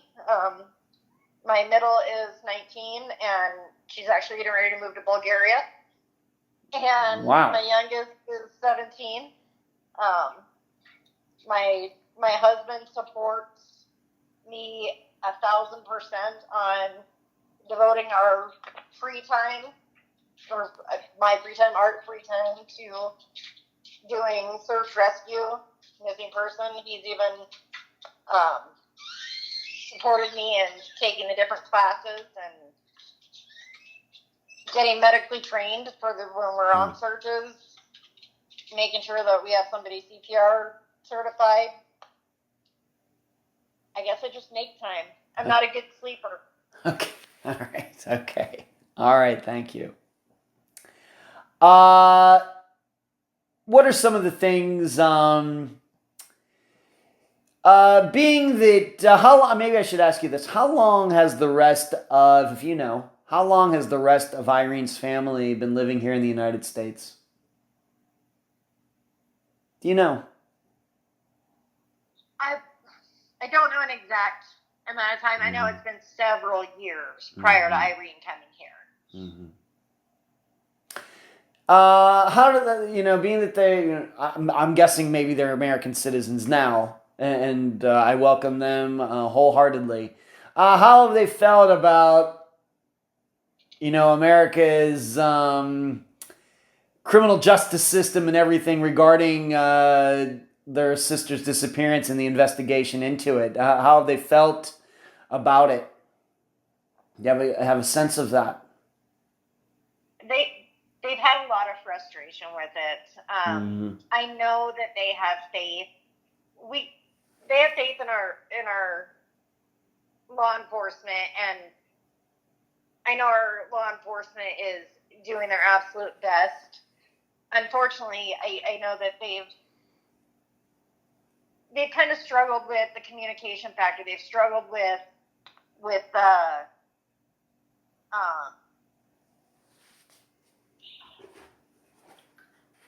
what's taking so long. They feel like more should have been done. It should have been done a lot quicker. I know they felt pretty let down, but I also know they still have a lot of faith that our law enforcement is doing everything they can and will bring her home. Or bring them answers, I guess is a better way to say that. Okay. Stacy, why don't you now, I know you're part of a nonprofit organization, why don't you talk a little bit about that, if they have a website, or you have a website, or Facebook page, anything like that. Why don't you talk about that right now? So, I am a member of Road Warriors for the Missing. It's a national nonprofit, focuses on missing and trafficked people. On the side of that, we are doing Find here in Gillette, which is focusing specifically on Wyoming. But there is a Facebook page, there's a website. Anybody who has a human being go missing, doesn't matter the circumstances, we will get search groups out, we'll get flyers out, we'll do what we can to help bring their person home and find them answers. Who started that? Who started this nonprofit organization? Who is that? Road Warriors for the Missing. To be honest, I can't tell you who founded it. Huh. I was invited in by a lady named Marky. Yeah, Marky Davis. Yep, Marky Davis. Marky is a very good friend of mine. Like Marky a lot. A lot. Yep, so Marky Davis is one of the ones who reached out to me, and Dave Wolfskill has been, man, I've learned so much from that guy. Mm-hmm. Those two have been amazing. They've been inspiration and quite a bit of help. Yeah, for sure. For everything.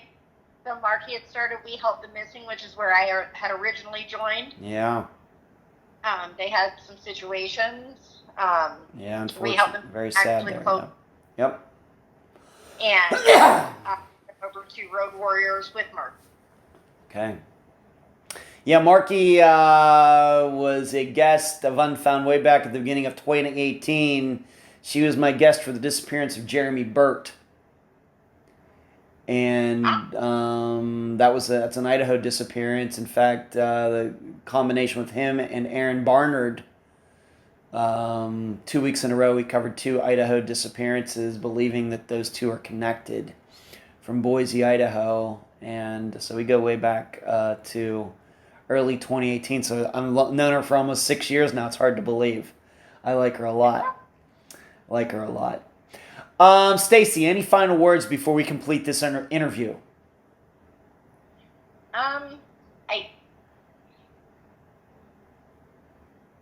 I guess my thing is now, it amazes me how many people don't know when a person is missing, or they don't hear the story, or they don't,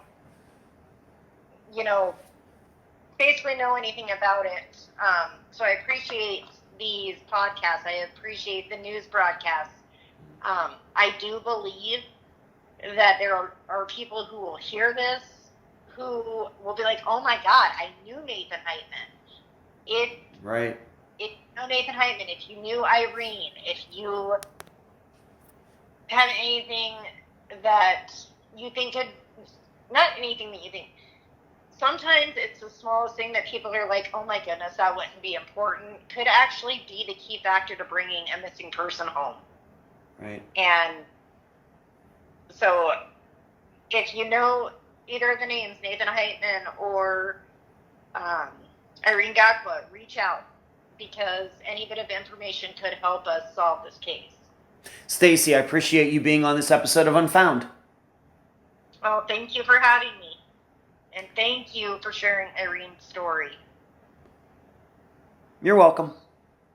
And those were my October 2023 interviews with Jennifer Coker, local Gillette journalist, and Stacy Kester, citizen investigator and friend of the Gakwa family. I thank them both for appearing on this episode. I would like to think over the past 7 years that Unfound has broken a lot of new ground in the understanding of disappearances. I think I'm the first person ever to look at these cases in terms of people, not circumstances.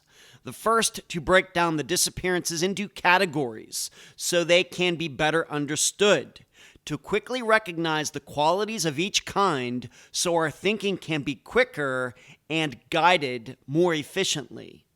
I'm the first host to ask the question, in disappearances that we think are foul play, why do the suspects make their victims disappear? Why not just leave the bodies where they are, like so many killers do? I've learned a lot, I've taught a lot, and hopefully all of you are learning a lot. But I will admit, I have no answer for situations like Irene's. Despite being raised well, despite being educated, despite being around her family all the time in Idaho, she left them, and she lied to them. She lied to everybody, and Irene didn't even tell the truth when Nathan wasn't around. Irene reminds me so much of Jessie Foster, who also lied extensively to her family, despite being around them without her pimp there. Granted, there are many, many women in situations like these who don't go missing, who eventually see their ways out and never look back. But we must look at why this still happens in an era where, at least in the United States, women have more opportunities than ever, are more educated than ever, getting their educations at a much higher percentage than men, where we have more women's shelters than ever, where we as a country know this stuff happens and have known for a long time, yet it still happens. What are we not getting? What are we not understanding? What is getting lost in the translation between all of us who never want this to happen to one woman and the women who still have it happen to them? I don't know. I really don't. All I know is we need to do better because all women have great expectations. If you'd like to hear and read my in-depth analysis of Irene Gakwa's disappearance, please go to patreon.com/Unfound Podcast to sign up to partake in the Unfound blog. Until then, I leave the public theorizing up to you. And that's the program. Right now, while you are in your podcast platform, Spotify, YouTube, iTunes, wherever, give Unfound a 5-star review, a thumbs up, whatever that platform allows. I thank you for listening. I'm Ed Densel, and you've just finished this episode of Unfound.